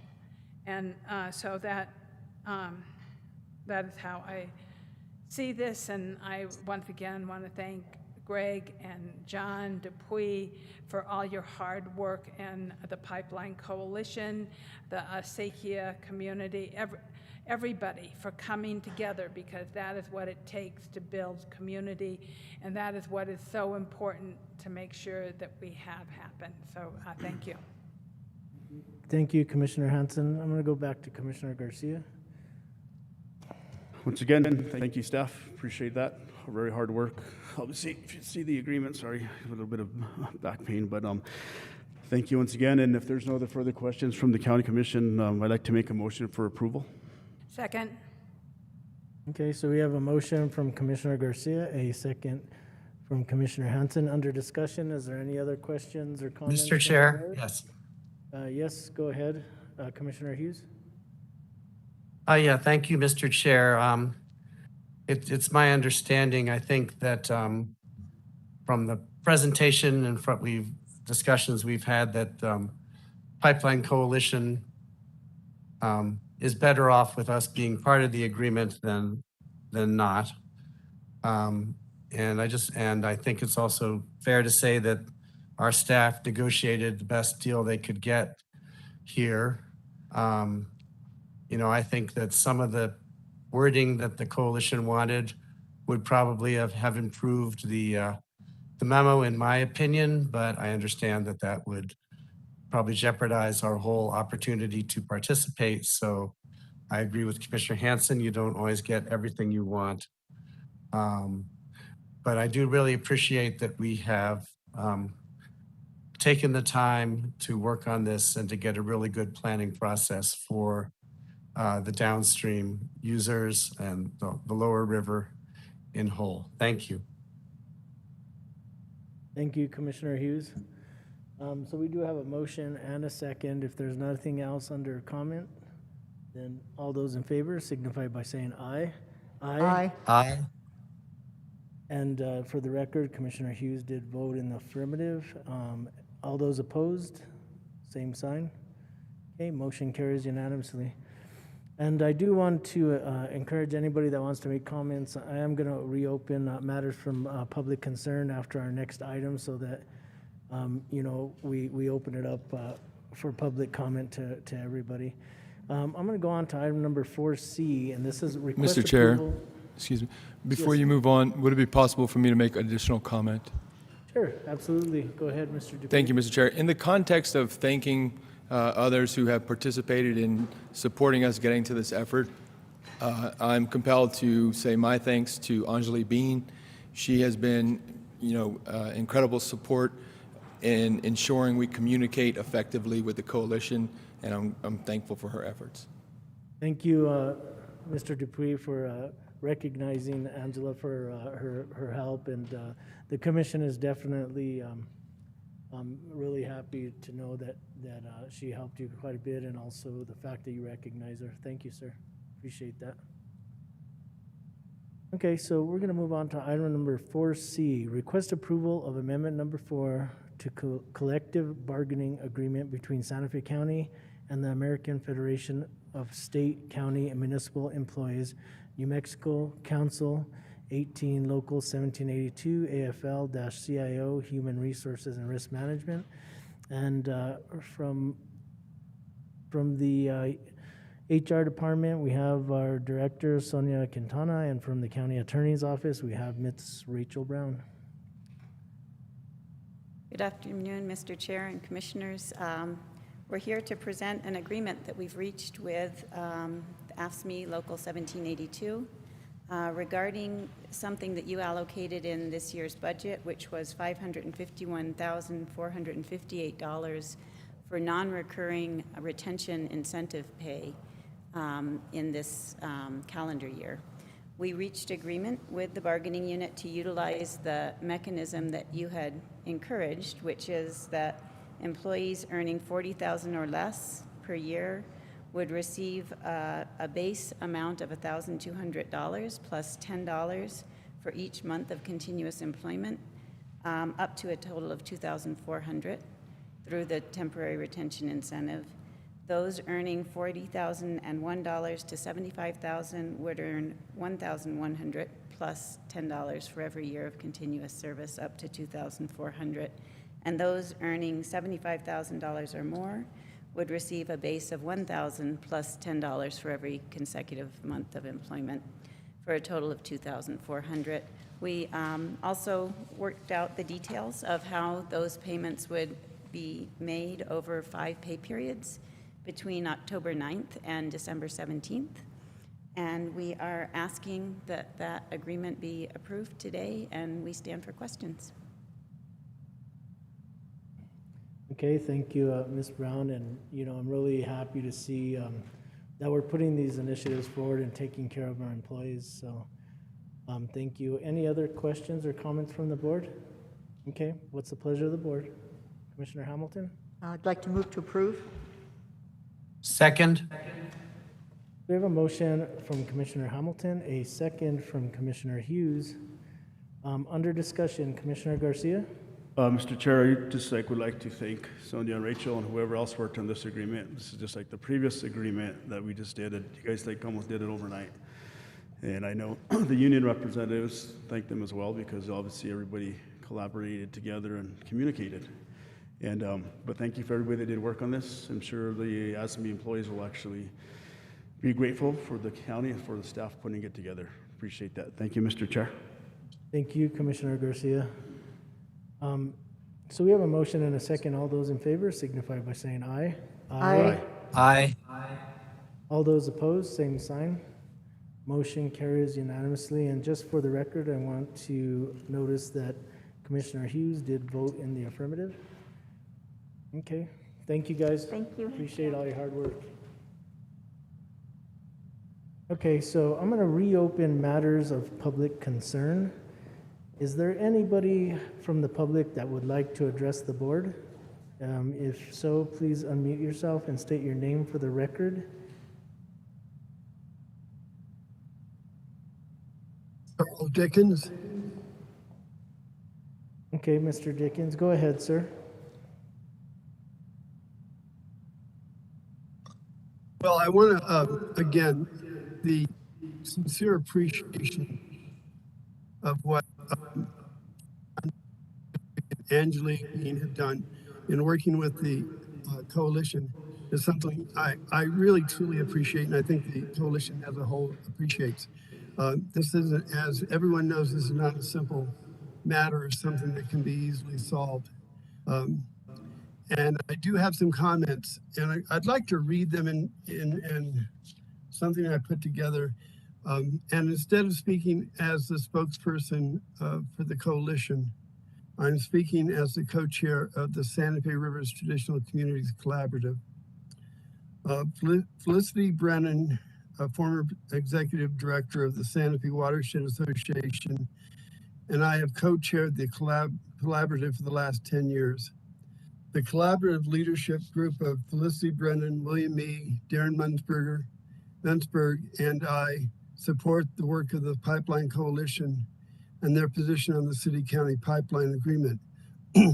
We would especially like to recognize the contributions of Enrique Romero, Director of Legal Services, and Jamie Park, Policy Coordinator and Staff Attorney for the New Mexico Acequia Association. Thank you. The collaborative has become a resource on water issues in the lower Santa Fe watershed. Our email list managed by the Santa Fe Watershed Association has over 60 recipients who all share an interest in the health and history of the Santa Fe River. The collaborative membership includes environmental organizations, nonprofits, village and acequia associations, farmers, ranchers, and includes representatives from city, county, and state government. Liaisons from Senator Ben Ray Lujan and U.S. Representative Teresa Ledger Fernandez have attended our meetings and are on our email distribution list. The Santa Fe Watershed Association also hosts the collaborative webpage, which contains recordings of our Zoom meetings, which are available for public viewing. 2 years ago, the collaborative wrote a series of newspaper articles for the New Mexican to help educate area residents so they could better understand, they would have a better understanding of the Santa Fe River water issues. We regularly schedule presenters to address specific water topics of interest. Here are a few examples of our presenters. Aaron English, Senior Engineer and Practice Leader for Biohabitats, to discuss constructive treatment wetlands and cleaning wastewater through natural processes.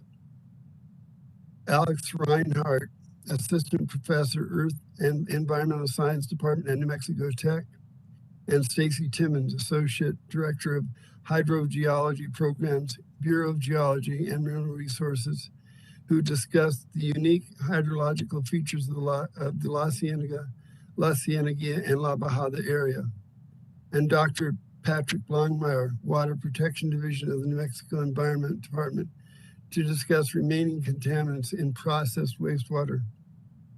The collaborative has also assisted Dr. Jennifer Lindline, Department Chair and Professor of Geology, Department of Natural Resource Management at Highlands University, by writing a letter of support for a grant application that resulted in a graduate student conducting a one-year study of the river flow from La Cienega to Pueblo de Cochiti land. Dr. Lindline attends our meetings regularly. What the collaborative hasn't had is the attention of policy and decision makers to affect changes we feel need to be made to protect and preserve the Santa Fe River.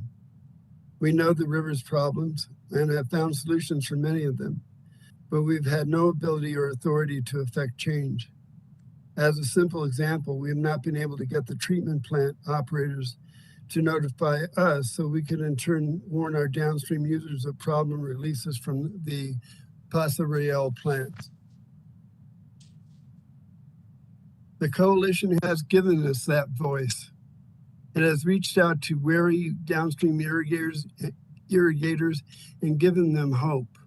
For that, the collaborative is deeply appreciative, and we stand ready to assist the coalition in any way possible. For a sense of this river's traditions and the farmers and ranchers who have been directly impacted by the decisions made by distant government entities, councils, and commissions that they feel they have no control over. I will close with a story of a farmer and friend of mine, Alonso Gallegos. Alonso has his own farm in La Bajada, but also manages the Tres Rios Ranch in La Cienega, which includes a 24-acre organic farm. Alonso was responsible for acquiring the organic certification for the ranch when his family owned the Tres Rios property. Both farms depend on the Santa Fe River water for irrigation. One time, Alonso and I were waiting for a business meeting. As we waited, he looked at me and said, "You know what my father told me when I was growing up? He told me it was my job to feed my community." Alonso continued by saying he thinks of his grandfather's message every day. Alonso has not been able to meet his grandfather's request due to the year-to-year uncertainty of the river flow. These are the farmers being directly affected by the city-county pipeline agreement. The collaborative has a simple goal for the Santa Fe River: a certain steady flow of clean water to maintain the health of the river and preserve its centuries-old history and agricultural traditions.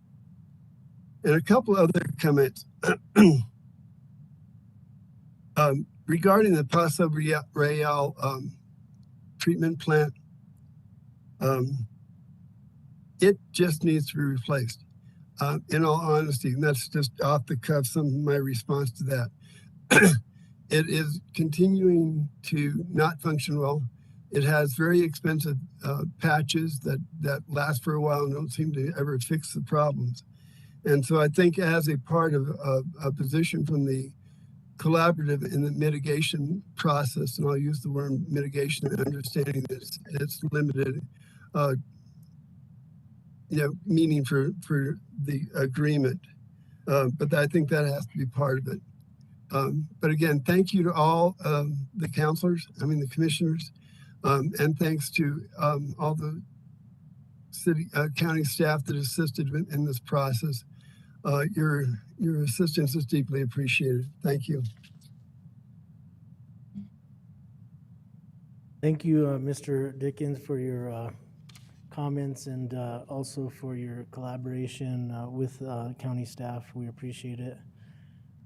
Is there anybody else from the public that would like to address the board? Hearing none, I'm going to close matters of public concern and move on to item number 6, which is matters from the county manager. William Mee would like to speak. I'm sorry, but we've closed matters of from public concern, sir. Manager Miller, we have 6A and 6B and 6C. Did you have one quick statement, Mr. Dickens? William Mee wanted to speak. William Me, you have another comment? Go ahead, sir, but Yes. we did close public comment, but I'll go ahead and allow it.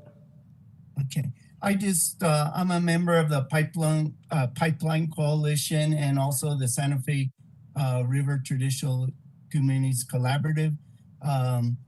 And I just want to thank the county for supporting us and going forward.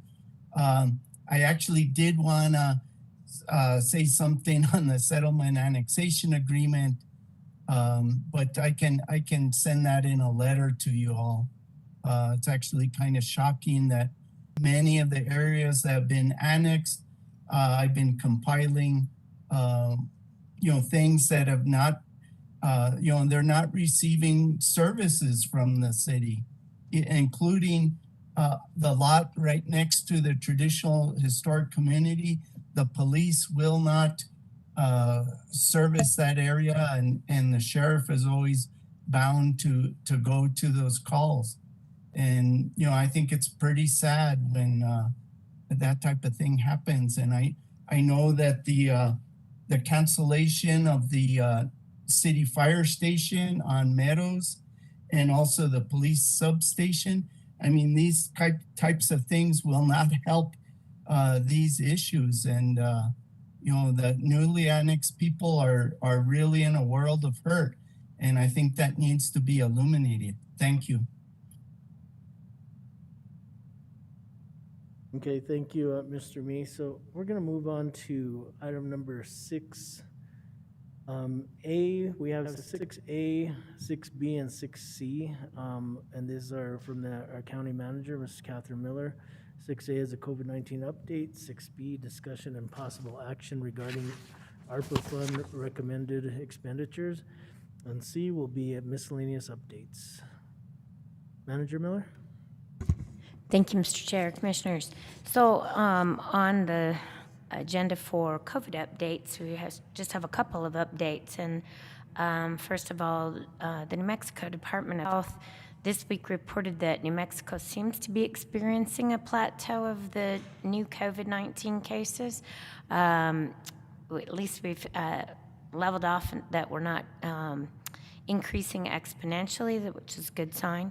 Santa Fe County has seen a reduction in the average number of cases and has been downgraded to a substantial level of transmission. Current data includes the following averages from September 7th through September 20th, and that is our average number of cases per day is now at 13.5 per 100,000. And the positivity rate is 2.93%. The percent of residents with at least one shot is 90.5%, and percent of residents with vaccination series completed is 80.4%. In the past week, Assistant Fire Chief Martin Viejo has been at the Santa Fe Community College with his FEMA team and our vaccination van, and they did 73 vaccinations. And then they also were at the Harley-Davidson and dealership and the Tesuque Casino over the weekend. I don't have the exact numbers of those. They also did an event out at the Madrid Ballfield Park. We still don't have official direction or clear guidance about the boosters for individuals over the age of 65 from the Department of Health yet, but hopefully that will be coming soon. Also, relative to policy actions regarding Santa Fe County employees, we have issued a policy that does require Santa Fe County employees to disclose their vaccination status to our Human Resources Department by Wednesday, September 29th, or tomorrow. And this is put in place to enable the county to evaluate potential policies to address the ongoing COVID-19 emergency with our staff and the unions. That's all I have on COVID updates. Madam Chair, Yes. Commissioners, I have also, I'll give you before we go to the I'm going to do these in just slightly different order before we go to the American Rescue Plan. Just give a couple other updates, and that is that Election Day is November 2nd, and the regularly scheduled BCC meeting after that is November 9th. So we would like to schedule right before that meeting, a canvassing board meeting prior to our regular BCC meeting. We'll be sending out an invitation to the board members so that we can get that scheduled. Also, as brought up at our last BCC meeting, we do need to complete redistricting. We have a slight imbalance in a couple of districts' population, and Earl has provided a little bit of an update, and that is that they're working on a simple redistricting plan and the ethnic and racial breakdown of each district. The plan would involve moving only 3 City of Santa Fe precincts between the 5 commission districts. This plan will keep the unincorporated portions of each district unchanged. This plan will not split any existing traditional historic communities or unincorporated areas would remain unchanged. Population variances in each county commission district would be kept under 1% total variance, and the plan will be presented to the board at the October 12th, 2021 board meeting. If the commission would like to see any other plans beside those, I would need to know that and work with Earl to provide any other alternatives to those plans. So those are my miscellaneous updates. Any questions on those before I move to the American Rescue Plan? Madam Chair, or Mr. Chair. Commissioner Hughes? Yeah.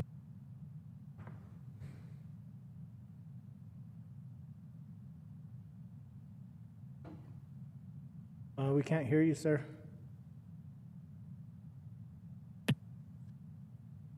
If you hit mute twice, it doesn't work. Yeah. I'm just wondering where we can see the map that Earl is working on, or when we would get to look at that.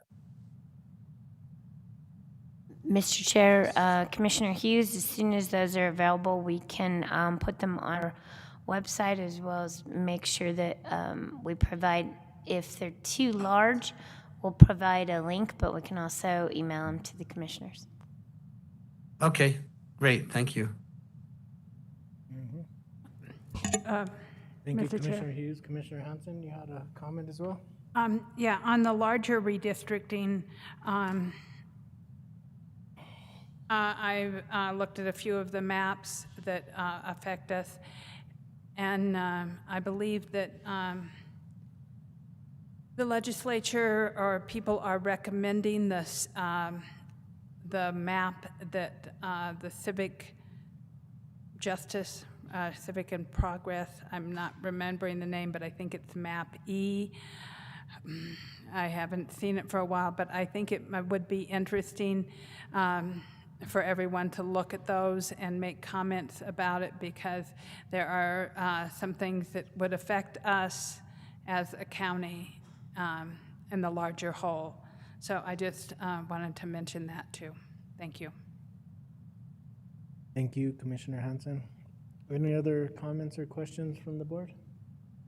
Okay, thank you, Manager Miller. Oh, you're on 7-6B? Or, okay.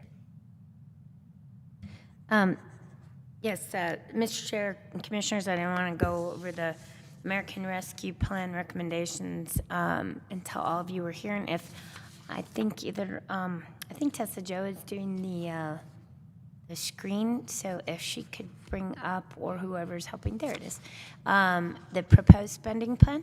This is pretty much a repeat of what I brought to the board at our last meeting, where we talked about in the final budget. If you could go to the next slide, please. In the final budget on June 29th, 2021, Finance Director put a final budget to the Board of County Commissioners, and we had put the American Rescue Plan funding in buckets, but we did not move it to specific line items. I had stated at that time we would come back to the board with recommendations of the specific types of contracts or specific types of efforts that we would make within those buckets for county commission approval. So just a little quick reminder that in March 11th, 2021, the American Rescue Plan Act, or ARPA as we now refer to it, was signed into law. We, Santa Fe County, received a direct allocation of $29.2 million that'll be paid in 2 tranches. We received the first tranche, or 50% of that allocation, $14.6 million, on June 1st, 2021. And then our second payment will be made no sooner than 12 months from the first payment, but most likely at the beginning of fiscal year 2023 or sometime after June 2022. Funds may be used for revenue replacement and COVID-19 related programs and expenditures through December 31st, 2024, and for specific infrastructure projects through December 31st, 2026. Next slide, please. So just as a reminder of what the board authorized in the final budget is that we would hold, well, and these are totals over the 2-year period. This isn't for 1 year, but over 2 years, we would hold $12 million for revenue replacement. We allocated part of that $6 million this year to cover new FTEs in Public Safety, Public Works, Community Development Department, and implemented cost of living increase, as well as other compensation packages, particularly at the lower end of the pay scale. We also allocated $1.2 million for public awareness and public health related expenses, which would include any kind of testing or costs associated with vaccinations or PPE and that sort of item. We allocated $1.5 million to economic development initiatives, $8 million to infrastructure, and that infrastructure needs to be water or wastewater infrastructure, also or broadband. $2 million to affordable housing, $3 million to our Connect program specifically related to relief in areas associated with the pandemic, and $1.5 million to behavioral health and our mobile crisis unit, for a total of $29.2 million. Next slide, please. So if we go into specific programs, what we'd be asking the board for approval today is that in the economic development, we set aside $600,000, but out of that $1.5 million, we dedicate $250,000 for job training programs, $300,000 for tourism recovery programs, $250,000 for technical assistance to support business recovery, and $100,000 for business licensing software, specifically for online permitting. Next slide, please. And that did not change, by the way, from the last presentation. The next slide is the $8 million in infrastructure for water and wastewater projects. And I added a couple of columns so that the board could see what we were also in this area, what we have in the way of earmarks currently in the federal budget on the Senate side, of $1.1 million from Senator Heinrich and $1 million from Senator Lujan. We still have to wait for that to get through the entire budget process, but at the moment, those earmarks are indicated in specific programs that those 2 projects would be eligible for. But the other $8 million, we're looking at $515,000 for Canyoncito water system, and this is rain for rent through completion, meters, and past rain for rent, connecting existing TL2 end line. That's a line that we've put into place, but we need to create a pressure cutoff in case of emergencies. Bulk water station at Turquoise Trail School. This one changed slightly from the last one.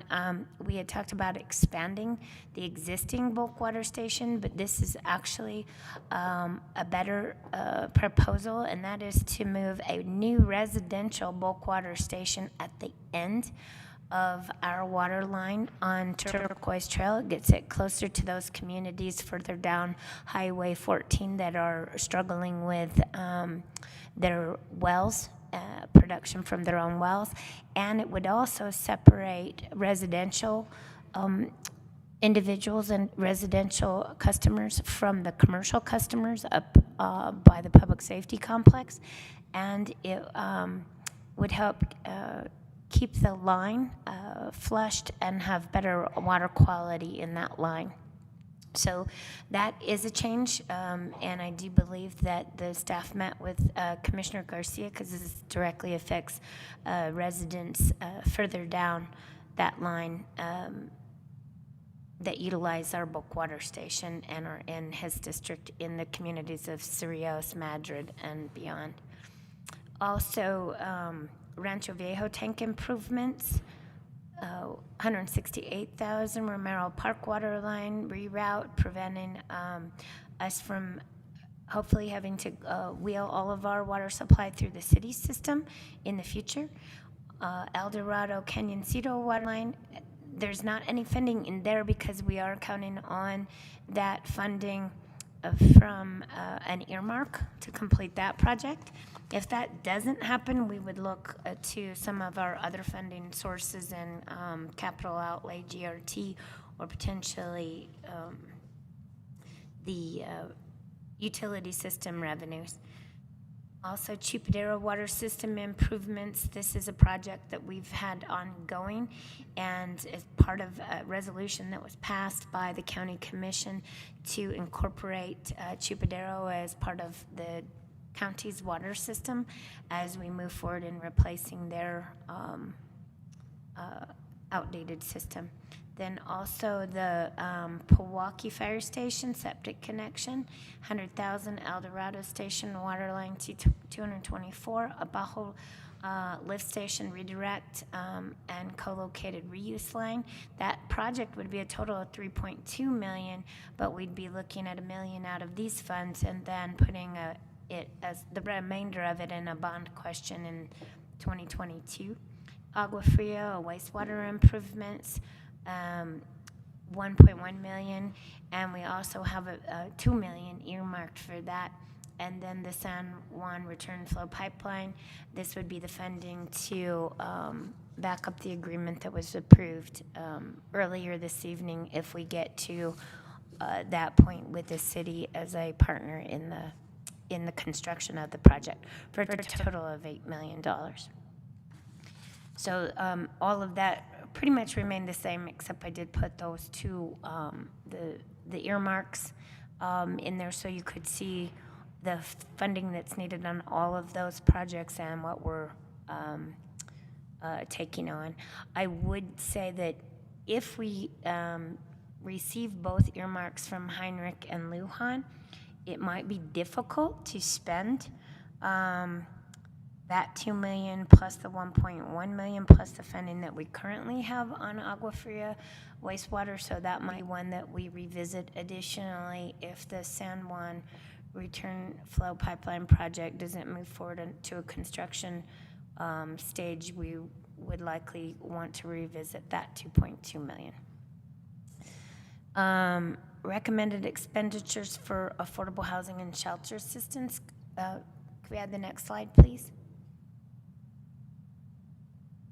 As I said, these really we're not asking for any allocation at this time or any direction on those, but I did want to let the board know that we have received some information relative to the Lamplighter Motel, and staff is looking at that, and there are some tax credit projects that could be in need of some gap funding that we might want to allocate some of the 2 million, as well as potentially capitalizing our own low-income housing rehabilitation program. But as I said, we're not asking for any direction on that at this time. The next slide. Connect programs, the board had allocated $3 million. In that $3 million, we'd be looking at up together $1 million in the first year, and that's hub assistance. We'd work with the city of Santa Fe through their program to extend that out into individuals that live outside of the city limits. Rural food distribution, a total of $300,000, $200 this year, $100 next year. Rent and utilities assistance, $200 this year, $100 next year. And I'm sorry, and that's also with 1, 2, 3, 4, 5 providers. And you can see those amounts to each one of those providers. And then YouthWorks also would be another one of those providers. I'm sorry, 1, 2, 3, 4, 5, 6 providers that we would look to allocate through our current contracts with Connect and navigation services for rent and other utilities assistance. That includes housing repair and safety modifications. And these are ongoing, but we would be focusing on those who are in need, in particular due to the pandemic. And then the next slide, and then this is the last one, behavioral health and crisis triage. We would be looking at $400,000 per year on the mobile crisis and Edgewood Crisis Center, which we're trying to move forward in getting the Edgewood Behavioral Health Crisis Center located in Edgewood, and looking at buying a portable unit to get that up and running. And then we'd use some of those funds to supplement our county funds to get that operational, as well as using our some for our mobile crisis unit. And then $700,000 over 2 years for our youth services. So those are the recommendations brought forward from community services, community development, and Public Works, as well as our capital infrastructure team that looks at infrastructure projects, and I would stand for questions. Thank you, Manager Miller. Do we have questions from the board? I'll go to Commissioner Garcia.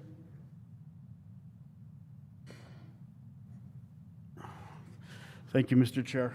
Can we go to the project list?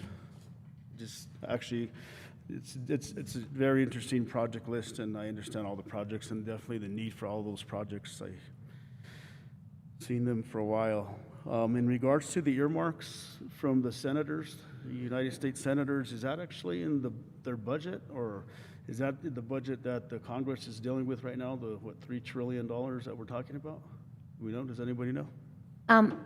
Mr. Chair, Commissioner Garcia, these are separate from that infrastructure bill.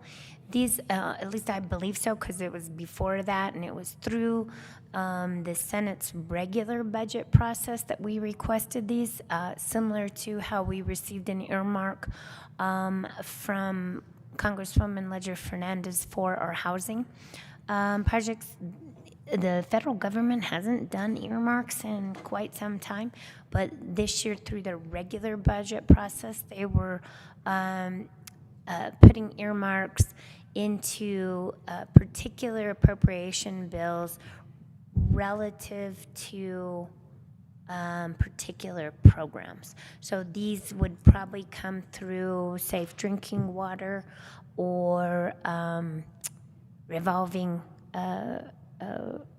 wastewater loan programs, but they would be just like our other earmark will come through a HUD budget. So I don't think that they're in the $1.9 trillion infrastructure. I think that'll be a whole separate set of potential projects. All those, Mr. Chair, those gentlemen sitting there are going to be responsible for all these projects? Mr. Chair, Commissioner Garcia, John Dupuy can't wait to get started on all these water and wastewater projects. I totally appreciate you guys, gentlemen. And Mr. Chair, just one thing I'd like to meet with you, Manager Miller, in regards to the behavioral health in Edgewood, because it's much needed down there. I was actually on the phone this morning for about an hour with, there's some interesting things I need to talk to you about that's happening down there, development-wise as well as government-wise, but both you and I will talk about that. But if we can really look into that and get that moving again, please. And also in regard to some of the money that you brought up, that we did hire some staff. So does that money go away once we hire them, or is it permanent money, or we're gonna have to tap into our fund once this money does go away? How does that work? So, Mr. Chair, Commissioner Garcia, one of the things when we put the budget together is we did look at where do we have revenues that maybe aren't where they would have been pre-pandemic, and set aside in that revenue recovery some money over the next 2 years in case our revenues don't come back. They're actually coming back pretty well. So there's a couple things with the ARPA funds. The federal act allowed for about a 4.1% growth rate, so you could get you could do your reporting even if so you could report a revenue loss if your growth rate, if you still had a growth rate but maybe it wasn't 4.1%, you could actually report a revenue loss to the federal government, which in essence helps us complete our reporting requirement on these funds. I know it's a little complicated, but we didn't want to supplement the budget to a degree that put us over where we think we'll be in 3 years. What we did is we took about 3 main revenue sources to the general fund that we thought were not as robust as they would be given a normal economy, and that was interest earnings. Interest rates right now are super low. The Fed doesn't anticipate probably raising those till December 2022. When they do, we'll start to see revenue there. That was one of our big ones. Another one is care of other prisoners. We had a great deal of less care of other prisoners for other entities, but we've already seen the population go back up. What we need now is staff to make sure we have enough staff to care for the prisoners. So that revenue we estimated to be lower. I think that's going to recover in less than 2 years back to our regular rate of recovery. Another area was gross receipts tax, but we have seen that actually come back quicker than anticipated. So in all, and property tax was another one. We did see a delay in payment of property tax, but what you find in property tax is most people, if they don't pay, they may just not pay for a couple years, but before they get sent to the state for collection and possible sale of their property, they tend to catch that up too. So what we did is we used this federal money for making our budget whole in those kind of 4 areas until we anticipate that those revenues will be back.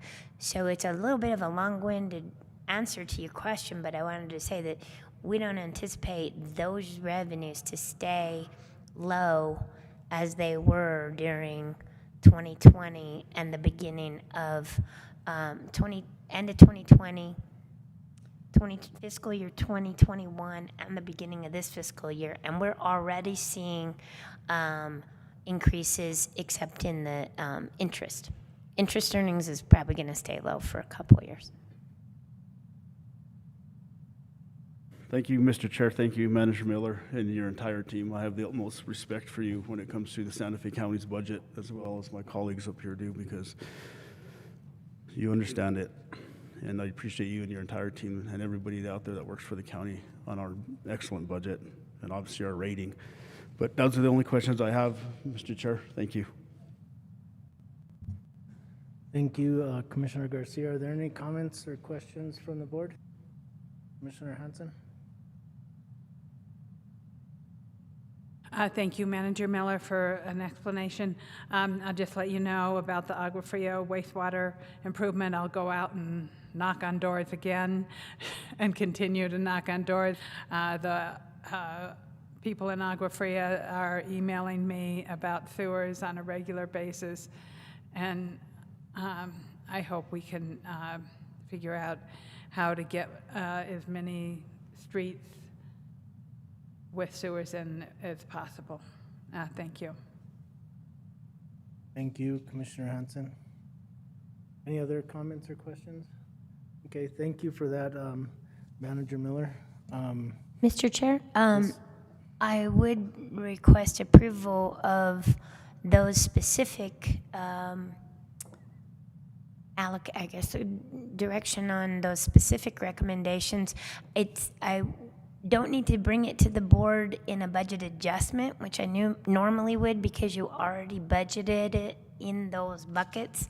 So there's already $3 million in Connect, but we have not spent any of it because I committed to the board I would bring back the specific, a list of the specific items that we would move forward with, or initiatives that we'd move forward with.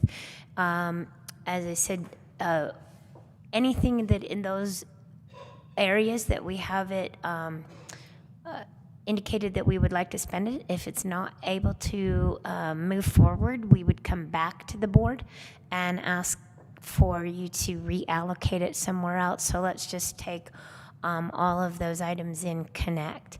If we find through the year that there just aren't people that need that type of assistance, we would come back to the board and maybe request shaving some of that off and moving it to economic development, or moving it to infrastructure or something like that. But in order for us to modify the existing contracts we have and start some of those initiatives, I respectfully request approval of this list so that we can start expending those funds.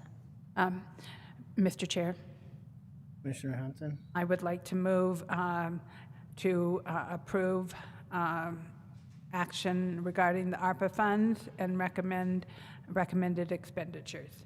Second. Second. So we have a motion from Commissioner Hanson, a second from Commissioner Hamilton. Anything else under discussion? Okay, Commissioner Hamilton? I do have one brief question. There were places, you know, the funds, it's a great distribution. There are funds over 2 years.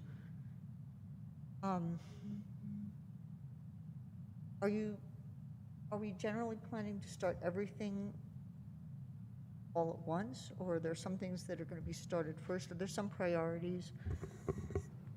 Mr. Chair, Commissioner Hamilton, if we were to go to, so for instance, the Connect, those contracts already exist, so we'll do amendments to those contracts for the first year allocation.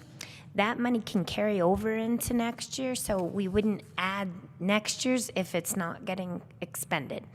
But we would modify all of those contracts probably pretty much at the same time. Luckily, we have a real good blueprint for doing it because we did it with the CARES Act money, and we did that in a very short time frame.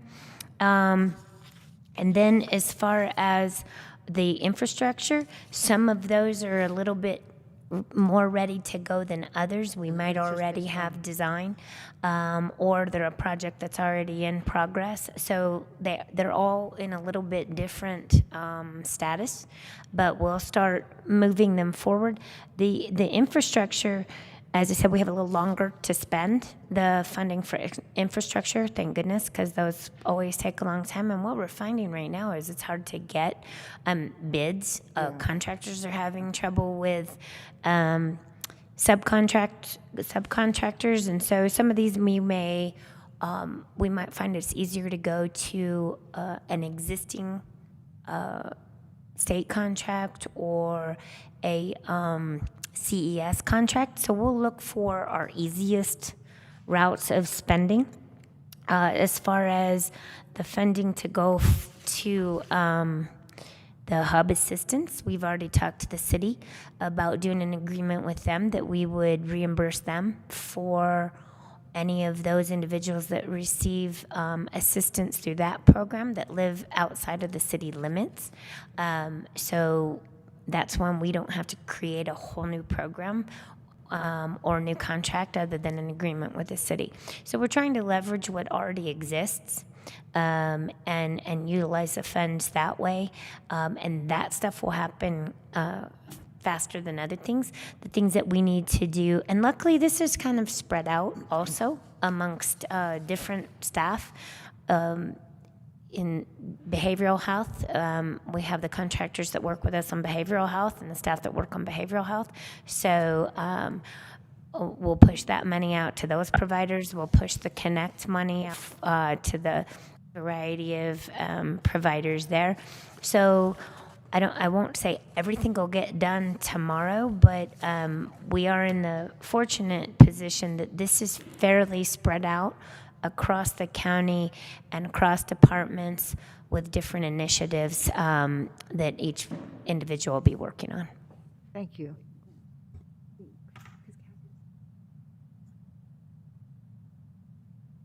Okay, thank you, Commissioner Hamilton. Any other questions or comments? Thanks again for that presentation, Manager Miller. Okay, we're gonna move on to item number 7A. We had a motion and a second. Motion, and so I'm gonna, all those in favor signify by saying aye. Aye. Aye. And I just want to state for the record that Commissioner Hughes has voted in the affirmative with the commission, and so we have a unanimous vote. Thank you very much, commissioners.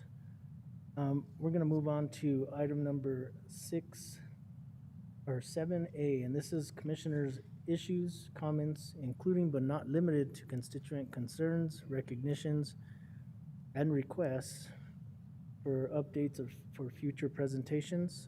I'll go to Commissioner Hansen first. Thank you very much. I have a letter to the sheriff that I have written in support of his active bystander for law enforcement. It's called the ABLE Project. One of my constituents, Rachel Friedman, has been working with him, and it is in line with our civil rights resolution that we recently wrote, and I'm pleased to see that the ABLE project is consistent with and supportive of our legislation, our objects, and strengthens the civil rights of our residents. So I wanted to share that with you. I've written it as a commissioner from District 2, and some of you also might want to write a letter in support of that, and I will be happy to share my letter. On Saturday, this last Saturday, it was a really, really busy day. I had, at 9 o'clock, I was with the Agua Fria Mutual Domestic, had their annual meeting, and Senator Rodriguez and I were both there. I had the opportunity to address the board and the community.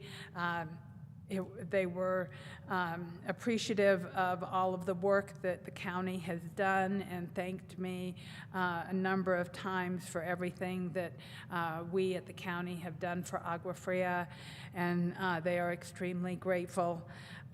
Then at 10 o'clock, I went over to my coffee and tea under the trees that Joseph Montoya joined us on for housing, and we had a really robust talk about the affordable housing plan and many other things that happened. Of course, the South Meadows issue came up, and I once again tried to explain it as well as I could to the people who were there. And we had, a really good turnout. So I find creating a theme like water and housing. One constituent said to me, you have brought really great county officials here, and it gives me a lot of faith in the county. And so I want to thank John Dupuy and Joseph Montoya for their time on a Saturday morning to come and talk to constituents. I think it's really worthwhile.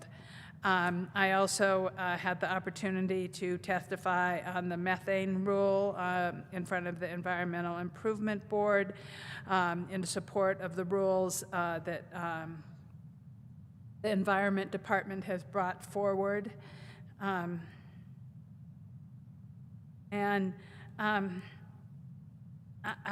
had talked to the manager of possibly going to the Western Interstate Regions Conference, and the main reason I wanted to go was because they were having a tour of a wastewater plant, and I have seen some really state-of-the-art wastewater plants. Las Vegas, Nevada has an amazing wastewater plant. It's state-of-the-art, and it is always interesting to see what other communities are doing in wastewater, in sewer, and but unfortunately, the transmission rate is really, really high on COVID in Salt Lake City, and I decided to decline that. I think that we're still need people to get vaccinated, and I hope people will do that. I was encouraged to hear that we in Santa Fe County are getting lots of people vaccinated. It was also a really beautiful memorial remembrance for Commissioner Moreno, and where the county manager spoke, and myself and Commissioner Hamilton were there. And I also attended a celebration and memorial for Sally Spencer, who is the district attorney's mother, Mary Carmack Altuis, and that was at the Botanical Gardens, which I had never been to. Shame on me, but it was incredible to go there. It was a beautiful place. What they have done at the Botanical Gardens is really amazing. And last but not least, there is a Women's March on October 2nd on Saturday at the Roundhouse, starting at 11 p.m. So I look forward to seeing everyone there at the Women's March. So please join us on Saturday, October 2nd. Is it really at 11 p.m.? Oh, it's 11 a.m. I'm sorry. Thanks. a.m., p.m. Thank you, Commissioner Hamilton. Thank you, Mr. Chair. Thank you, Commissioner Hanson. Thank you for all those announcements. We appreciate that, and really interesting to see everything that's going on, and thank you for everything that you participate in. So good job. Thank you, Mr. Chair. So I'm going to go to Commissioner Hamilton. Thanks. I don't have that much. I wanted to mention that we'll do coffee with the commish this Saturday, which is October 2nd. So we're thinking about we're going to do it virtually to be respectful of everybody's time, and to especially make sure that it'll start at 9, and we were ended early enough so that people have time to go to the Women's March at 11. And hope everybody who has something to talk about calls in. Thank you. Thank you, Commissioner Hamilton. Commissioner Garcia? No, just had a really good meeting with the speaker on Saturday in Cerrillos, and roughly had about, I think, 9 or 10 individuals. But I just would like to talk to you, Manager Miller, about some of the things out there, not today, but soon. And also on that Saturday is the cancer walk, starting at the mall. I think that's at 8 o'clock. So they should be done by before 11 p.m. Before 11 p.m. That's all I have, Mr. Chair. Thank you. Thank you, Commissioner Garcia. So, and then for my district, I had a really interesting meeting. I was invited to a community meeting that Commissioner James Martinez, District 1, Rio Arriba County, we share borders, and so I attended his meeting. It did have to do with infrastructure that the Santa Fe County has put about $1.7 million into this infrastructure for fiber that's going to be running up State Road 76 that will service, the communities through Chimayo, Cundio, Rio Chiquito, and all those communities are really grateful. And it looks like right now they have ISP providers that are already ready to provide service as soon as this fiber gets put in this community. So it's really great to hear, because sometimes we get fiber in places that and we don't have ISP providers. So it was really a great meeting. Constituents were happy. They brought up other concerns as well, and some of those the meeting consisted of constituents that were Santa Fe County. They were my constituents, and some were, and the majority were probably Rio Arriba. But it was a really productive meeting, and I look forward to having these joint meetings with Commissioner Martinez in the future. I think that in collaboration with other counties where we have borders that do coincide with one another, that it's really beneficial for the constituents in that area for the two counties to work together. So it was a really good meeting, and so I just want to say thank you to Commissioner Martinez for the invite to this community meeting. And as far as our next meeting, I do have another meeting scheduled in October, which we've sent out notices, so I look forward to that meeting. I think that's really all that I had to announce at this point, so I just want to go back around to commissioners. I want to go to Commissioner Hughes, and then also I'll give other commissioners if they have any other comments. Commissioner Hughes? Yeah, thank you, Mr. Chair. Just a couple things. Our next community meeting in District 5 will be October 7th at 5:30, and we'll do that virtually as usual. I was hoping, of course, like all of us, to get back to in-person, but we'll just continue virtually. And then I just wanted to mention, in case the other commissioners have been hearing similar things, a lot of people have been telling me they're concerned about the current crime wave. So I just thought I would mention that. That came up yesterday in a meeting I had with El Dorado residents, which was about infrastructure projects, but they also said that they're very concerned about crime. So thank you, Mr. Chair. Thank you, Commissioner Hughes. Okay, are there any other comments or announcements from commissioners before we move on? Okay, seeing none, I'm going to go on to our next agenda item, and this is 7B, and this is other elected officials' issues, comments, including but not limited to constituent concerns, recognitions, and requests for updates. This is a non-action item. I'm going to go to our county clerk, Ms. Catherine Clark. Thank you, Chair Roybal. So as we may know, that the regular local election is starting next week. So first, to kick us off, is that today is National Voter Registration Day. So I would encourage everyone to go to nmvote.org and check to see if you're registered and if you're registered at the correct location. Starting on Tuesday, October 5th, is when we start opening voting. So it's an important day because three things go on. First is voting will start at the county building at 100 Catron. So if you want to vote early in the regular local election, you can always go to the county clerk's office or 100 Catron and cast your ballot. It is the last day to register online. So what's called the books, like for our old school voter registration books, close. And so you can no longer register to vote online. You have to do it at the same day voter registration process. So this year, every polling place through early voting will have same day voter registration. Bring your ID, a photo ID essentially, and you can register to vote if you miss Tuesday's deadline and be able to cast your ballot in the regular local election. We did have a winner of our sticker contest. Hold on. I can actually show you this winning sticker design if someone lets me share my screen. I'm logged in. Would that be possible? Yes, Tessa Jo, can you? I'm logged in on the WebEx. Go through the clerk? Yes, you now have presenter. Okay, hold on a moment. I gotta talk to my computer that's actually sitting in my office. Hold on.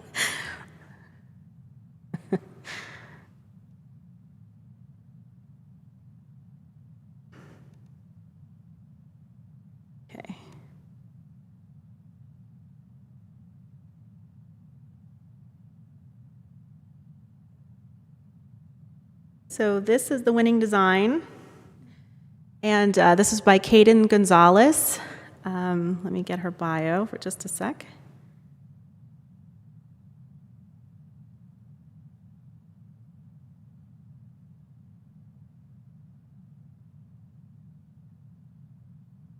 She is from, hold on, scrolling, the Academy of Technology and Classics in 12th grade. She won this design outright, so we actually were planning on doing ranked choice voting for the 6 submissions, and actually she ended up winning the first round, so she got 54.9%, so we didn't actually have to do any more ranking. She was the overwhelming majority for this design. This design will go out in every single absentee ballot and be at all of our early voting locations, so people can get a so we're planning on putting regular local election 2021, and when we continue this program, you'll be able to collect winning sticker designs from high school students every year. So,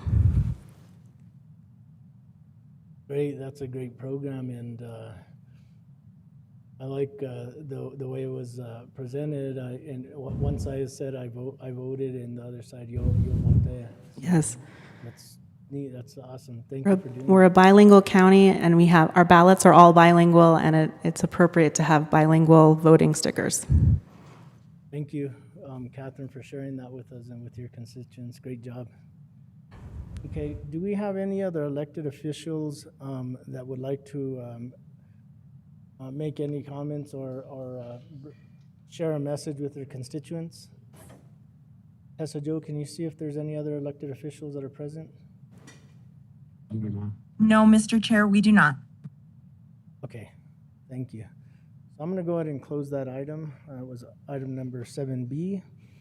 And we're going to go on to item number 7C, and this is a resolution affirming Santa Fe County's support of the New Mexico Safe Haven for Infants Act in order to protect innocent life. And this is a resolution that I brought forward, and I just want to read a little bit more background and respectfully ask that the commission approves this resolution. The New Mexico State Legislature first adopted the Safe Haven for Infants Act in 2005. The act seeks to promote the safety of infants and to immunize parents from criminal prosecution for leaving an infant 90 days of age or less in a safe haven site. Santa Fe County Board of County Commissioners fully supports the legislative intent and practice of the act and commits itself and its dependents to participate as intended by law.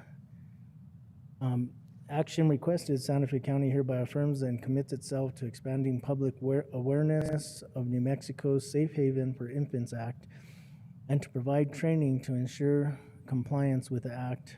Santa Fe County hereby affirms and commits itself to raising awareness and regarding safe haven sites within Santa Fe County, including the following locations where parents may leave an infant 90 days of age or less without criminal prosecution. Santa Fe County Fire Department, Station 50, Powaka Station 1, Station 60, La Cienega Station 1,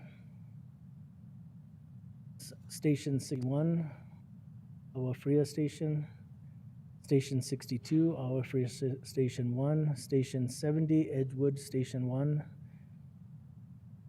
Station 80, Hondo Station 2, and the resolution, I'll read into the record. A resolution affirms Santa Fe County supports support for the New Mexico Safe Haven for Infants Act in order to protect innocent life, whereas New Mexico State Legislature first adopted the Safe Haven for Infants Act in 2005, whereas the act seeks to promote the safety of infants and immunize parents from criminal prosecution for leaving an infant 90 days of age or less at a safe haven site. Whereas Santa Fe County fully supports this legislative intent and practice of the act to commits itself to participate as intended by law. Now therefore it be resolved that the Board of County Commissioners of Santa Fe County hereby affirms and commits itself to expanding public awareness of New Mexico Safe Haven for Infants Act and provide training to ensure compliance with the act.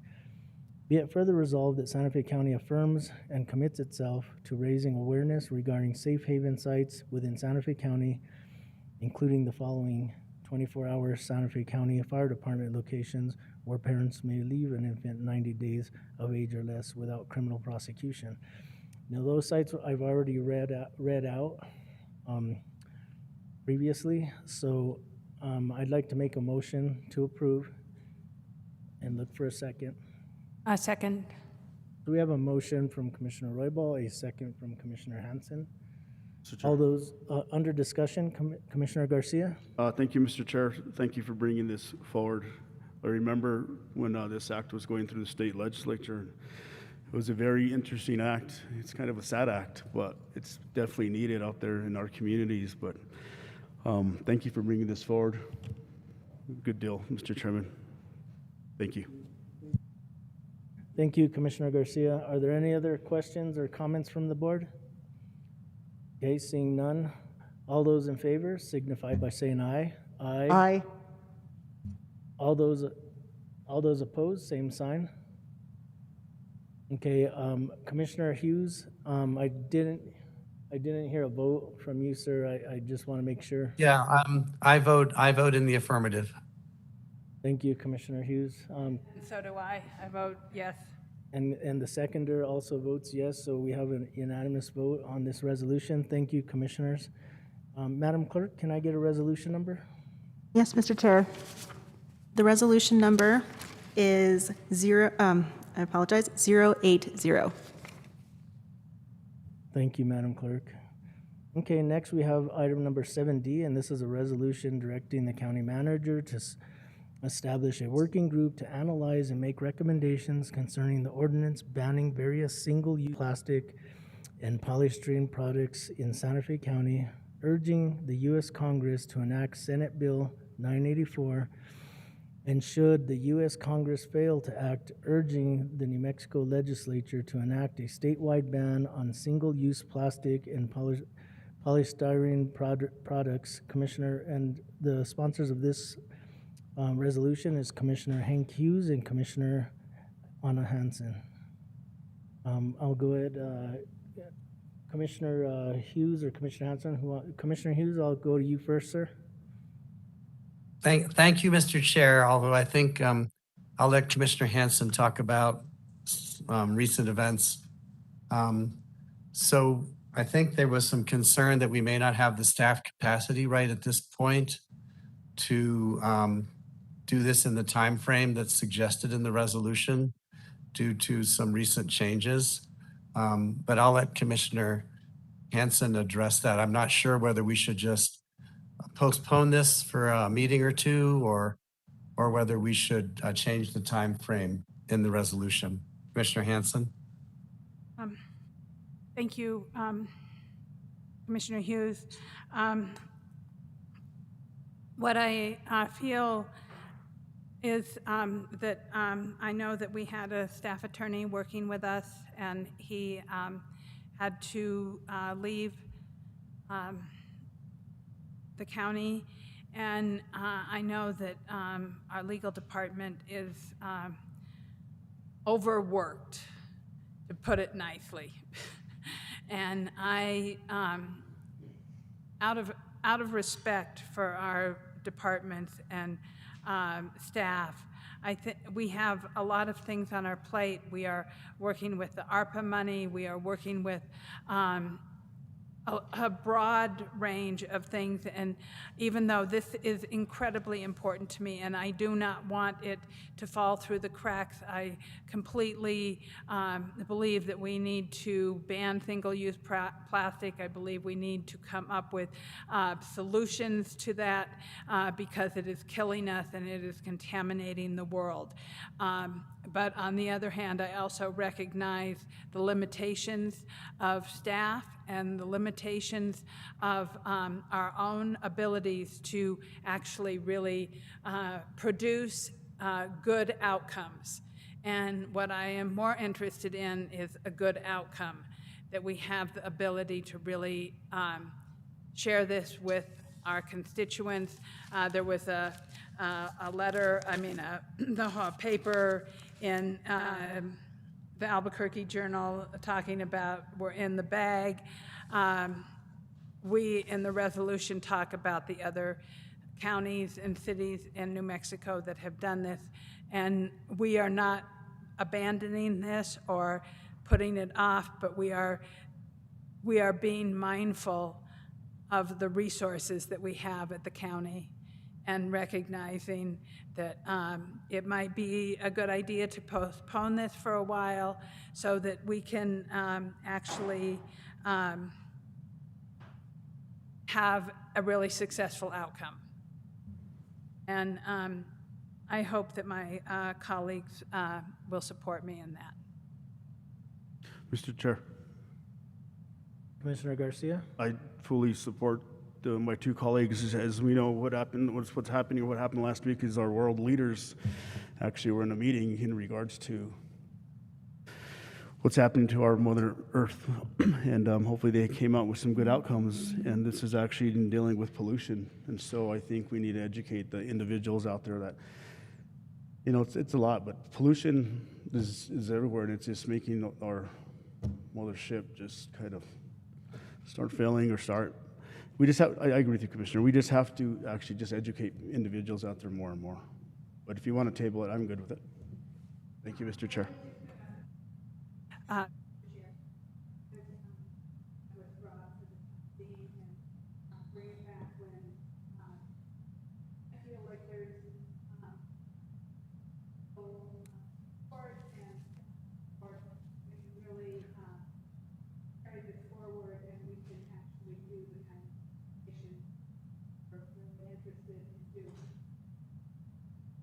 Thank you, Commissioner Garcia and Commissioner Hanson. Commissioner Hamilton? Thank you. I want to express my respect for the two commissioners that brought this forward. It is clearly an important issue, and my further respect for recognizing that timing can be everything, and there are so many very large things on our plate right now that are time limited, as Commissioner Hanson mentioned, including working on ARPA funds. It is all time restricted, and like apparently everyone around the country, the county is having staffing issues. So we're in this hopefully coming out of a pandemic period, but in a period that has put on very unusual pressures and has changed our ability to bring staff in and achieve some of these things that are also important to the community recovery. And I fully feel like it is not an issue of one thing being more important, but of having to deal with things in kind of an appropriate sequence. So you asked, and I fully support bringing this back, maybe early next year or in the spring when other things are under control and you recognize that this would be able to be moved forward in a better manner. So thank you very much for doing both of those things. Thank you, Commissioner Hamilton. Commissioner Hanson? Yeah, I want to recognize staff who have worked so hard on this resolution, Olivia and Sarah Smith and Olivia Romo and Deputy Bernardino and everyone else that has worked very hard on this resolution, especially, and of course, my fellow commissioner, Mr. Hughes, who, is like myself, 100% behind this. So thank you for recognizing how important this is, and at the same time recognizing that staff to extend and overwork staff is not to our benefit. So thank you very, very much, Mr. Chair. Thank you, Commissioner Hanson, and I look forward to this resolution coming forward in the future. Now, Attorney Schaefer, do we need to make a motion to Or did you make a motion already, Commissioner Hanson? I don't, I'm not sure if we could Greg, just do I need to with- make a motion, or Draw it. can No, I just get withdraw it? Attorney to answer, please. Mr. Chair and Commissioners, I think the sponsors of the item are withdrawing it from consideration, so I don't think that a technical motion to table is necessary. Okay, so then we're withdrawing this item, and we'll look forward to it coming back in the future. Thank you very much. Thank you, Commissioner Hanson. Okay, so next is item number 8, matters from the county attorney. Attorney Schaefer, can you give us a summary of what you need to go into executive session for? And also, if you could let us know if there's anything that we would have to reconvene after this for? Mr. Chair and Commissioners, no, I don't believe that there is anything that would require the board to reconvene an open session this evening. So you could move to adjourn the open meeting and go into executive session to discuss, threatened or pending litigation in which Santa Fe County is or may become a participant as allowed by Section 1015(1)H7 NMSA 1978, and discussion of the purchase, acquisition, or disposal of real property or water rights as allowed by Section 1015(1)H8 NMSA 1978, including threatened litigation concerning discharge of statutory duties, breach of settlement agreement and related agreements related to annexation and acquisition and disposition of real property interests for solid waste convenience center and open space. Okay, thank you, Attorney Schaefer. Can I get a motion? Second. And so this motion is to go into executive session where we will adjourn from executive session, so we won't be coming back out to the open meeting. So we have a motion from Commissioner Garcia, a second from Commissioner Hamilton. All those in favor signify by saying, oh yeah. Madam Clerk, can we get a roll call? Yes, Mr. Chair. Commissioner Anna Hansen. Yes. Commissioner Hank Hughes. Yes. Commissioner Anna Hamilton. Yes. Commissioner Rudy Garcia. And Chair Henry Roybal. Yes. Thank you, Madam Clerk. We are adjourned. Thank you, everybody, for being here tonight.